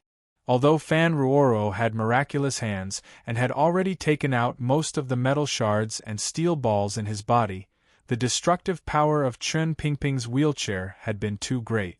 No one knew that his injuries were actually very serious. The Qing Emperor was a great grandmaster, so he was able to survive. If it had been anyone else, they would probably have long died under Chun Pingping's twin spears. "And Ji, your brother has some misunderstandings toward me. Once these misunderstandings are cleared up in the future, everything will be fine." For some reason, the Emperor didn't seem to want to see the young lady of the Fan family worry, and went against his nature to explain this in a quiet voice. These were indeed the Emperor's sincere words. In his opinion, Anji had always been a person who valued friendship. Chun Pingping's tragic death would inevitably make it difficult for him to understand and come around for a moment. In the future, if Fan Xian knew of the great evil Chun Pingping had done to the Li royal family and how he had attacked Fan Xian so many times, Fan Xian would understand. "You are right, Your Majesty." Fan Ruoro lowered her head and agreed. The Emperor's expression became somewhat dark. He didn't like the way the young lady of the Fan family spoke. After a long time, he didn't explode. He only slowly closed his eyes and took a deep breath. "Anji has already slept for a day and night. It looks like he has had a hard journey. Fan Ruoro raised her head and gently bit her lower lip. Looking at the Emperor in front of her, whom she could not see through no matter what, she didn't know how to respond. Her brother was currently sleeping on the bed in the manor. Presumably, he would not be sleeping well. What kind of emotion did the Emperor's words represent? Tell me about when you first learned martial arts in Qing Mountain. I have never stepped foot into northern Qi territory. This has always been my regret. The Emperor naturally changed the topic. For some reason, he really did go along with Fan Ruoro's wishes. He knew that if they talked about Jingdo and the Fan Manor, it would chill the young lady's heart. Of course, before long, I will be able to go to Qing Mountain and see for myself. The Emperor smiled slightly. Fan Ruoro respectfully replied, "The scenery on Qing Mountain is very good. The brothers of Tianyi Dao are also very good to me. You are, after all, a citizen of the Qing kingdom. Although I don't know what trick Fan Xian used to force Ku He, that bald man, to take you as his last disciple, presumably those northern Qi people still don't feel comfortable looking at you," the Emperor carelessly said as he rubbed at the white hair at his temples. Fan Ruoro smiled naturally and said, "Your Majesty's eyes are like torches." At the time, the situation was indeed like that. However, later on, the teacher spoke. Additionally, Sister Haitang returned to the mountain. Naturally, things got better. Speaking of Haitang, how exactly was Enji and her dealt with? A glimmer of emotion flashed through the Emperor's eyes as he calmly asked. Fan Ruoro could clearly sense that the Emperor was not using this matter to ask about anything. Rather, he was curious about the story of a man and a woman that was being spread around by the people of the world. She looked in a daze at the Emperor's slightly pale face. Suddenly, she thought that these things all had to do with her brother. Her brother would never discuss the details of these things with the Emperor. Was this a conversation about family matters? Fan Ruoro suddenly understood. The Emperor was just old, just lonely, just lonely. It was just that as a father, he had never received the treatment of a father. So, he had her stay in the palace to talk to her more. He wanted to know more about the ordinary things in the world, and he wanted to know more about things related to her brother. The Emperor and his young daughter's family conversation continued calmly and strangely. It was clear that the Emperor's mood had improved. A rare warm expression began to appear on his pale face. The door to the royal study opened. Eunuch Yao led two young eunuchs in carrying a copper basin. Inside the basin was steaming hot water. The Emperor accepted the hot towel from Eunuch Yao's hands and used his gaze to indicate for Fan Ruoro to continue talking. He then placed the rolling towel on his face and forcefully wiped his eyes a few times. Under the towel, the Qing Emperor slowly closed his eyes. No one could see his expression. No one knew that in that moment, he had suddenly thought of how he had taken Li Qingping back to the palace after the autumn rain. Little San Er's hand, which he had held, had been trembling the entire time. His gaze as he looked at him was filled with fear. It was very much like Qingqian many years ago. A cold anger suddenly surged in the Emperor's heart. He tore off the towel from his face and threw it to the ground. After taking a few deep breaths, he suppressed his temper and looked at Eunuch Yao. What took so long? Eunuch Yao knelt down and replied in a trembling voice, "The internal court had something important to report earlier, so I was delayed." The spies the internal court placed outside the Fan Manor. Speaking of this, Eunuch Yao glanced unconsciously at the young lady of the Fan Manor, who was staring at him in a daze. He then quickly lowered his head. A total of 14 people. They were all killed. The Emperor's face suddenly became as heavy as ice. He slowly sat up straight on the bed and looked at Eunuch Yao without saying a word. Fan Ruoro, who was sitting to the side, suddenly heard this news. Her face gradually paled. She could not get over it. These 2 days, she had been guarding the royal study by the Emperor's side. She knew that her brother had returned to the capital and the manor. Although the internal court and military had, on the surface, relaxed their suppression of the Fan Manor, they still left countless spies outside the manor responsible for monitoring. Those spies were all dead? What was her brother thinking? Did he not know that the Emperor had him sleep peacefully in the manor, waiting for him to wake up and enter the palace to ask for punishment? Yet, he insisted on killing all of the people the Emperor had sent out. Was he not afraid of angering the Emperor? The frost on the Emperor's face slowly melted. The corners of his lips twitched slightly. He smiled with a glimmer of mockery. Calmly, he said, "Continue to send people over. I have millions of people under heaven. Can he kill them all by himself?" The front doors of the Fan Manor were wide open. Lanterns hung high, illuminating half the street in the south of the city as clearly as if it was daytime. The Duke of Donbois was covered in blood. He walked out from the shadows that the lanterns could not reach. Under the terrified gazes of the people on the street wearing official robes and revealing their identities, he slowly walked to the front door of his home. He sat down on the long bench in front of the Fan Manor's front door and threw the blood-stained sword of the Wei Emperor at his feet.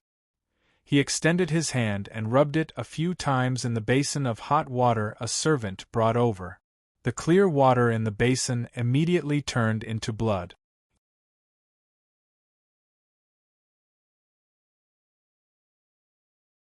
Chapter 708. Fan Xian washed his hands seriously. He changed 3 basins of clear water before he was able to wash the blood off his hands. The servants pulled out the blood into the mud beside the stone lions in front of the Fan Manor's front door. No one knew if it would raise some vicious, resentful spirit. The clothes on his body were still covered in blood. He took them off without a care and changed into a fresh outer garment. The sleeves of his clothes fluttered slightly in the early autumn night wind. All of this dramatic scene was completed in front of the Fan Manor's front door. The Jingdo magistrate, Sun Jingxiu, who had heard the news and rushed over, the head of the Ministry of Justice, and the internal court eunuchs who had rushed over from the palace all saw everything clearly. Fan Xian's hands, which were exposed outside his sleeves, were still trembling slightly. After all, he had used up too much energy for 6 or 7 days. It was not something that could be recovered with a single sleep. Additionally, under the cover of the night earlier, he had held the sword in his hand and reaped the lives of the people responsible for watching outside the manor like a demon. It was another great loss. It made his face slightly pale. His handsome and slightly pale face, paired with the sword on the ground and the stench of blood all around him, made Fan Xian appear particularly terrifying. He was the current director of the Overwatch Council. He was a killing god in the dark that the Overwatch Council had used 20 years to cultivate. However, people were always blinded by his identity, his title, his power, and his glory. No one would have thought that Fan Xian's most powerful aspect was his ability to kill. Of course, he had not killed all of the spies the palace had sent to watch the Fan Manor. Those who were able to escape before Fan Xian attacked or reveal their identities were only knocked to the ground by him. As for the spies who were particularly close to the Fan Manor, within the confines of an alley, and disguised as various commoners and merchants, they did not have any chance to negotiate or show weakness. They became a wisp of spirit on the edge of the sword in his hand. Waking from that nightmare, Fan Xian's eyes left the cold stimulation of the snowy mountain. The first thing he did was launch a counterattack. However, this counterattack was unavoidably overly bloody and unreasonable. Fan Xian was not a bloodthirsty person. He knew that the spies outside the Fan Manor were all people the Emperor and important officials in court had sent. These people did not understand Fan Xian's current state of mind, so he had to be on guard. However, he had to kill. After opening his eyes, his first accurate judgment was that the Emperor would certainly reduce his power and strictly control his connections with the Overwatch Council subordinates loyal to him.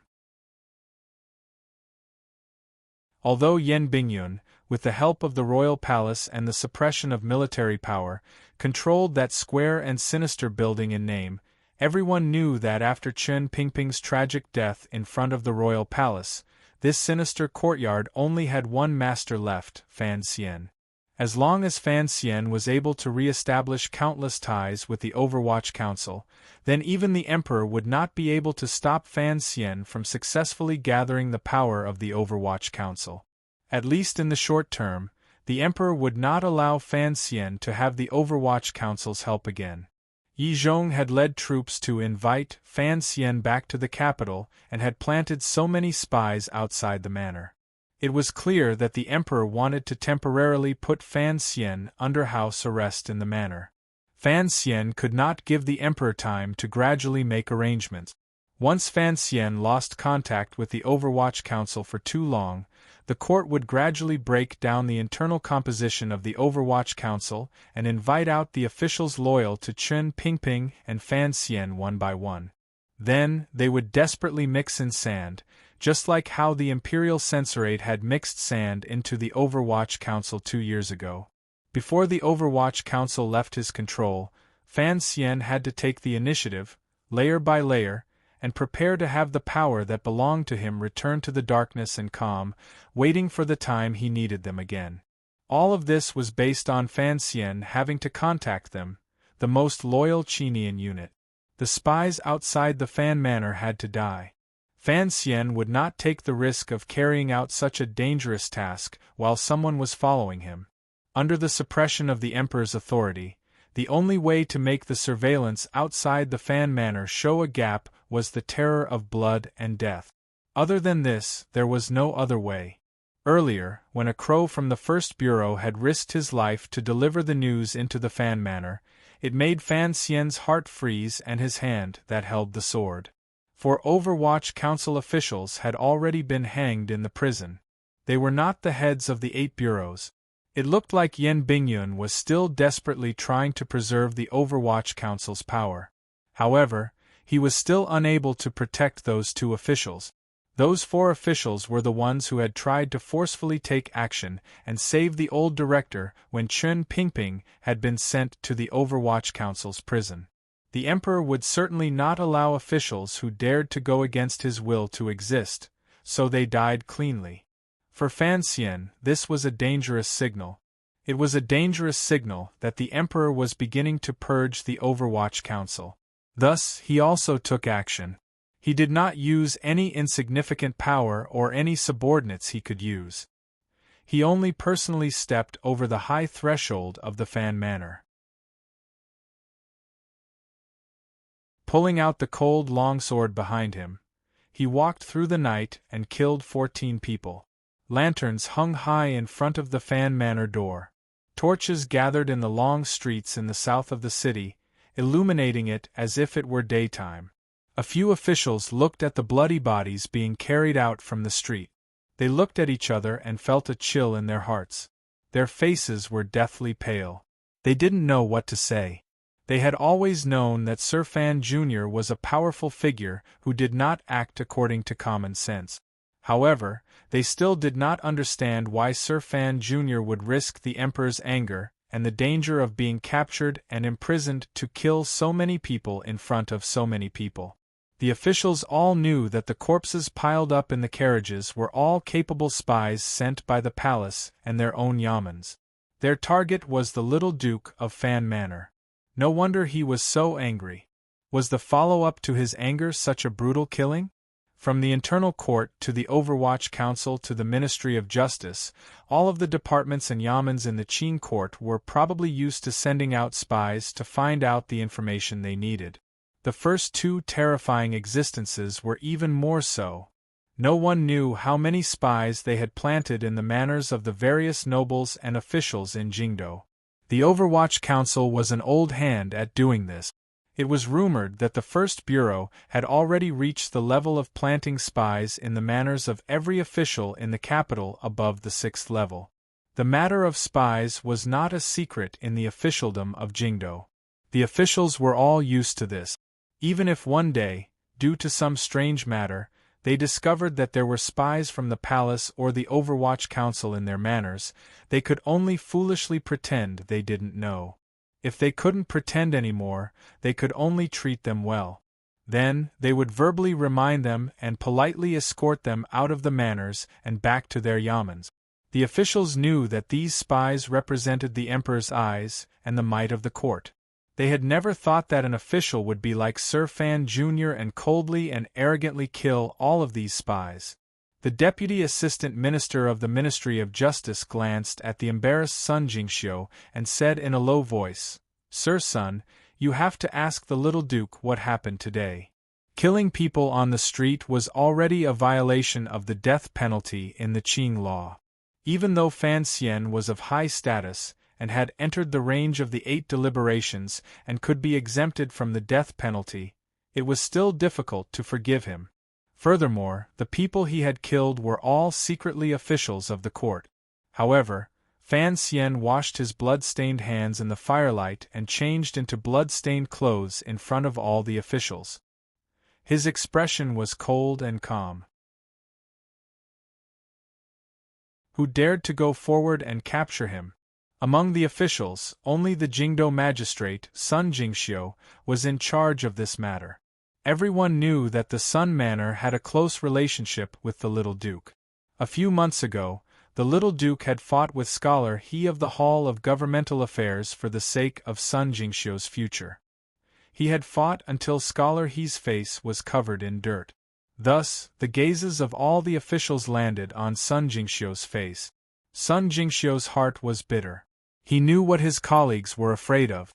However, these days were even more difficult for him. First, something major had happened to the Overwatch Council. In the end, Director Chen had been tragically killed by 1,000 cut. That day, he had personally seen Sir Fan Jr. ride alone into the execution field. He had been so scared that his entire body had gone cold. He didn't know what kind of role Sir Fan Jr. would play in the court in the future. Would he sink into oblivion, or would he be severely punished by the emperor? If Fan Xian fell and lost power, Sun Jingxiu would not have a good end. Thus, he had been waiting in the Jingdo government in terror for the emperor's edict to remove his position. Unexpectedly, before the emperor's edict had arrived, his backer, Sir Fan Jr., had done such a shocking and treasonous thing. He walked with his body bent to the front door of the Fan Manor and bowed deeply to Fan Xian. He then quietly asked a few questions. Fan Xian was sitting tiredly on the long bench. The sword of the Wei Emperor had been thrown at his feet. Seeing Sun Jingxiu come forward, he was not surprised. With a cold expression, he replied. The officials were afraid and did not go forward. They didn't know what exactly the two of them were talking about, so they could only wait patiently. After Sun Jingxiu walked down the stone steps, the assistant minister of the Ministry of Justice furrowed his brows and said, "What did the duke say? This is not a small matter. Killing someone on the street, even if it is made to Taichung Temple, there has to be an explanation." The assistant minister did not have the boldness to have the 13 yamens of the Ministry of Justice send people into the Fan Manor to capture people. However, the Qing laws were strict. Seeing this scene, these officials could not pretend they didn't see anything. No one knew what Fan Xian had said to Sun Jingxiu earlier, but the Jingdo magistrate no longer had much fear on his face. With a calm expression, he said, "The Duke said that Jingdo has not been peaceful recently. The Overwatch Council has found that some old women have come into the capital to kidnap children. As you know, there are 2 young masters in the Fan Manor, so Sir Fan Jr. is nervous." Earlier, after eating, he walked around the various streets and alleys outside the manor and saw some eye-catching people. At a glance, he knew they were not decent people, so he asked a few questions. Unexpectedly, those people were so daring to take out a weapon and attack the Duke. Of course, the Duke would not be polite to these scoundrels. After these words came out, the officials in the center sucked in a cold breath. They had seen shameless and ruthless nobles, but they had never seen such a shameless and ruthless noble. 14 lives had been taken just like that. He had also forcefully framed the other party as a suspect of the old woman. This was self-defense and seemed to make sense. However, to say that the little Duke of the Fan Manor had single-handedly gone to ask for the whereabouts of the old woman and ended up being hunted down by 14 people, no one would believe it no matter how they tried to explain it. Naturally, I do not believe it, but I also do not have any evidence. Of course, I can ask the Duke to return to the yamen for questioning and to record an offering or something. However, it is already late at night. I am not interested. Sun Jingxiu's back suddenly straightened. Gazing at his colleagues beside him, he coldly said, "Sir, the yamen also has this kind of authority. If you are willing to take over this case, you can do as you please. However, I would like to remind everyone that the people who died were mostly people from the palace. The palace has not spoken, so it is best not to act rashly." This was a huge sentence of nonsense. Everyone knew who had died outside the Fan Manor. This was originally a matter between the Emperor and the Duke. Even if these officials were given a few guts, they would not dare to interfere. However, Fan Xian had gone too far. The matter was about to reach the palace. If these officials did not react first, who knew what the palace would think of them? After Sun Jingxiu said this, he left with the bailiffs of the Jingdo government. He could no longer be bothered with these matters. The simple conversation with Fan Xian earlier had put him at ease. Although the taste of the meatball was not very good, at least the Duke had said that as long as he did not die, the Sun Manor would be fine. Having said this much, Sun Jingxiu had nothing else to complain about. Everything was up to fate. Watching the people of the Jingdo government leave through the front door of the Fan Manor, Fan Xian rose from the long bench and glanced coldly at the officials below the stone step. Picking up the sword of the Wei Emperor, which everyone viewed as a treasure, from beside his feet, like picking up a mop with water on it, he casually slapped it a few times on the stone lion's head. This action was very much like a shameless and reckless brat, yet, it was done by Sir Fan Jr. The strong contrast made the expressions of the officials change. Entering the manor, a serving girl had long since come forward to hand him a thick robe. Only then did Fan Xian feel his body warm a little. As he tightened his robe, he walked toward the back of the manor and casually asked, "Is the water for the reed roots ready? If it's ready, then quickly send it over." The serving girl made a sound of acknowledgement and went to the kitchen to keep an eye on it. Fan Xian walked alone to the back of the manor and sat by the bed. Facing his wife, Lin Wan who was sitting at the table, he quietly said, "I killed 14. Tomorrow, perhaps 28 will come. Actually, those are just subordinates of the court. They receive orders from the palace and various departments. Why bother?" A glimmer of pity appeared on Lin Wan-er's face.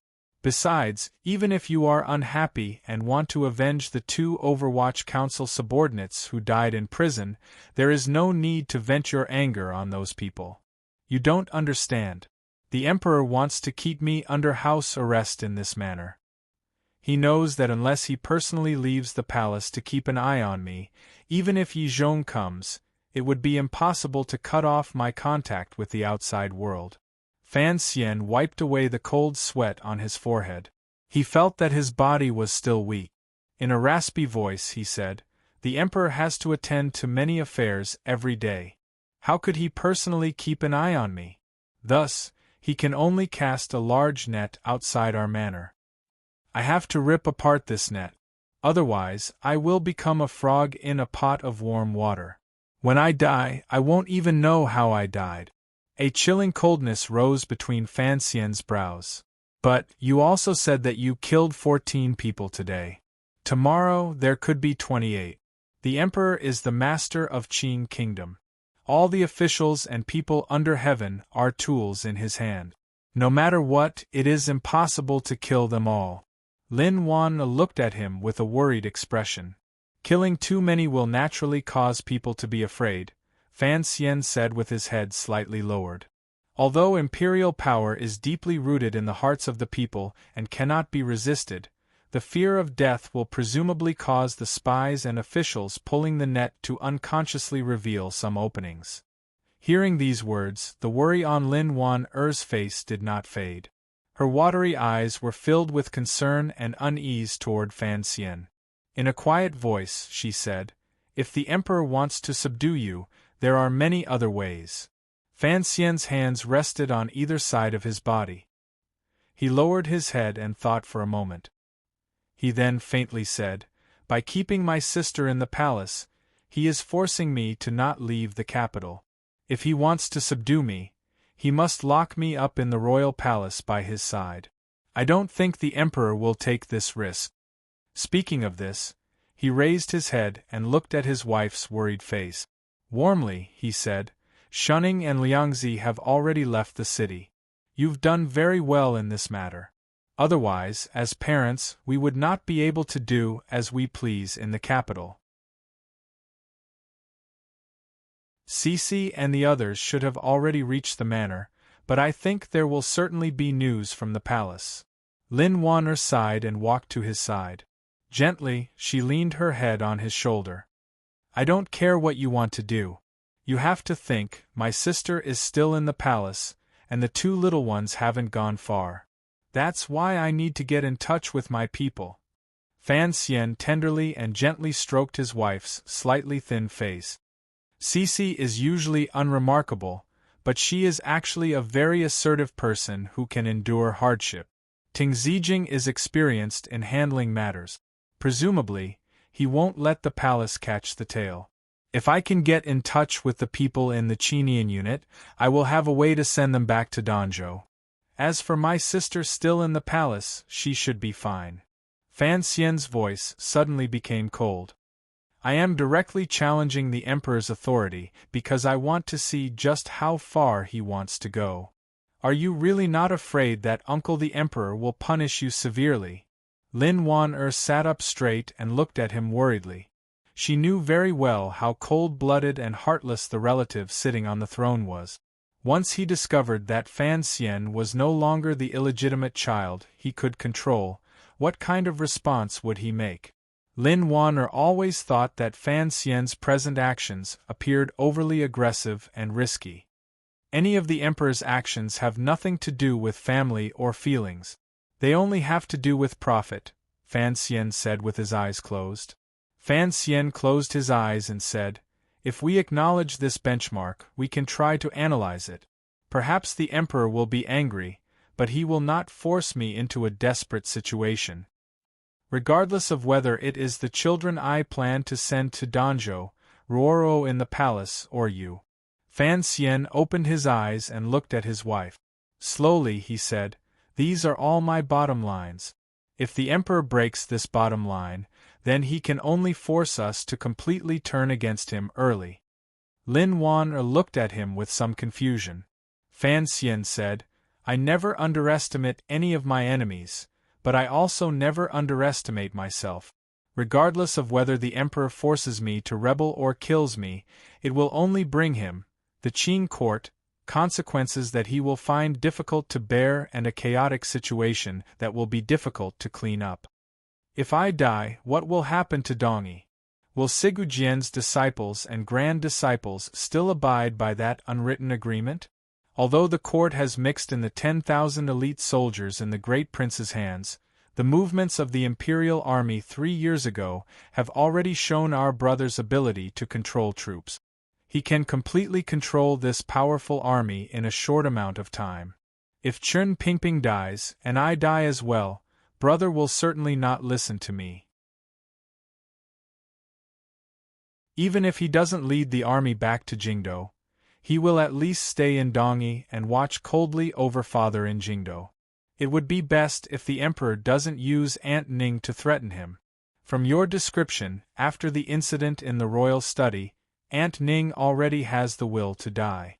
Given her valiant and hot-blooded personality, if the Emperor uses her life to threaten brother to return to the capital, she will probably immediately die in front of the Emperor. Yun Zhilan is also not an idiot. If I die, he will certainly be able to guess my brother's thoughts. With such a powerful ally for no reason, he will certainly do his best to assist and maintain Dongyi's independent position.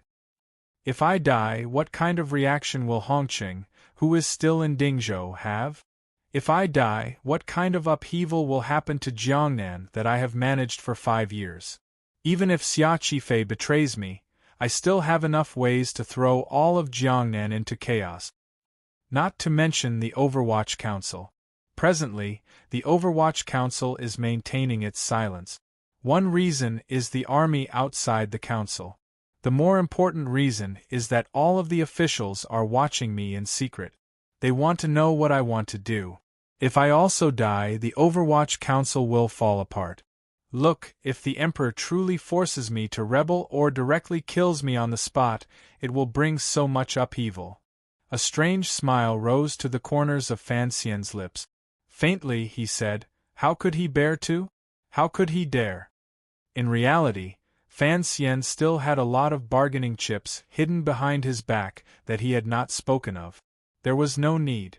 Secondly, he himself did not have much confidence in the bargaining chips in the north.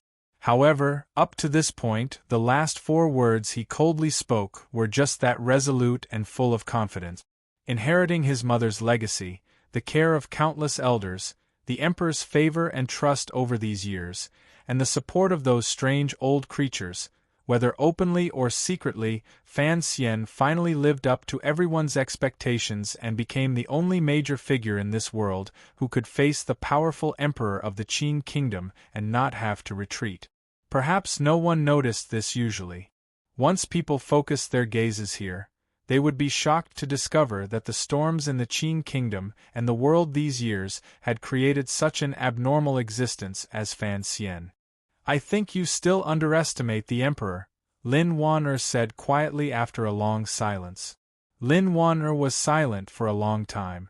She then quietly said, "Perhaps for the sake of the Qin Kingdom, for the sake of the world, he will tolerate your great disrespect, but this is not just because he is afraid of the things you can influence. It includes many other things, perhaps some subtle things. Once he discovers that you truly do not have any affection for him, he will directly erase you." The best way to destroy a person is to destroy his physical body.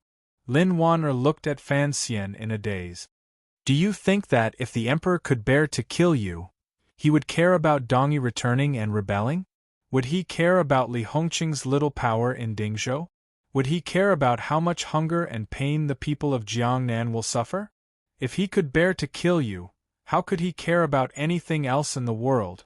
Even if the entire world has turned its back on the Emperor, he still has the courage and power to fight his way out. Furthermore, you can, at most, add a few hard-to-repair scars to his world." Lin Wan'er gently stroked his haggard and pale face and sighed. "Don't think for me, don't think for the child. No matter what you do, think more about yourself." Fan Xian was silent.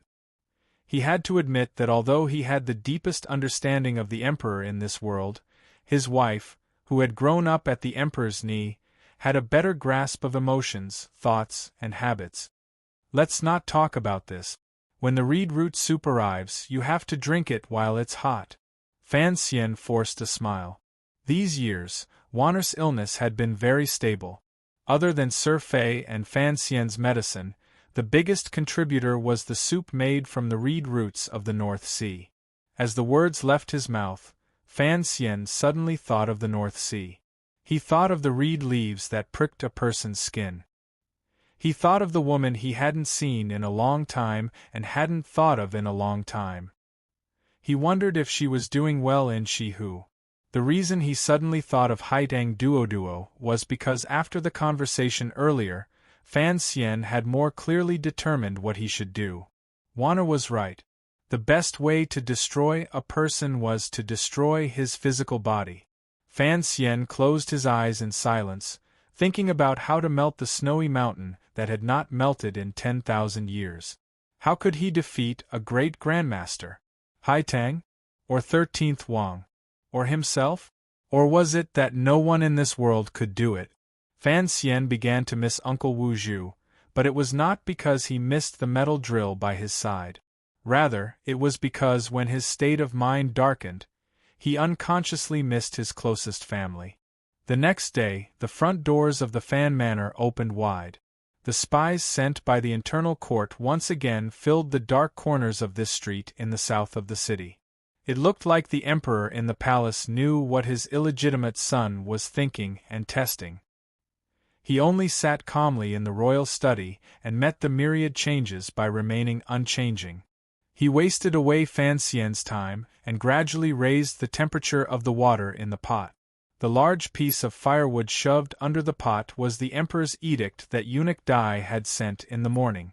Hearing the familiar Yu Yao's accent, Fan Xian knelt in the main hall in his black official robes. A calm light of everything being within his expectations flashed through his eyes. You're tuning in to the Phoenix Nights YouTube channel. Don't forget to subscribe and join us on this journey to catch the most captivating stories.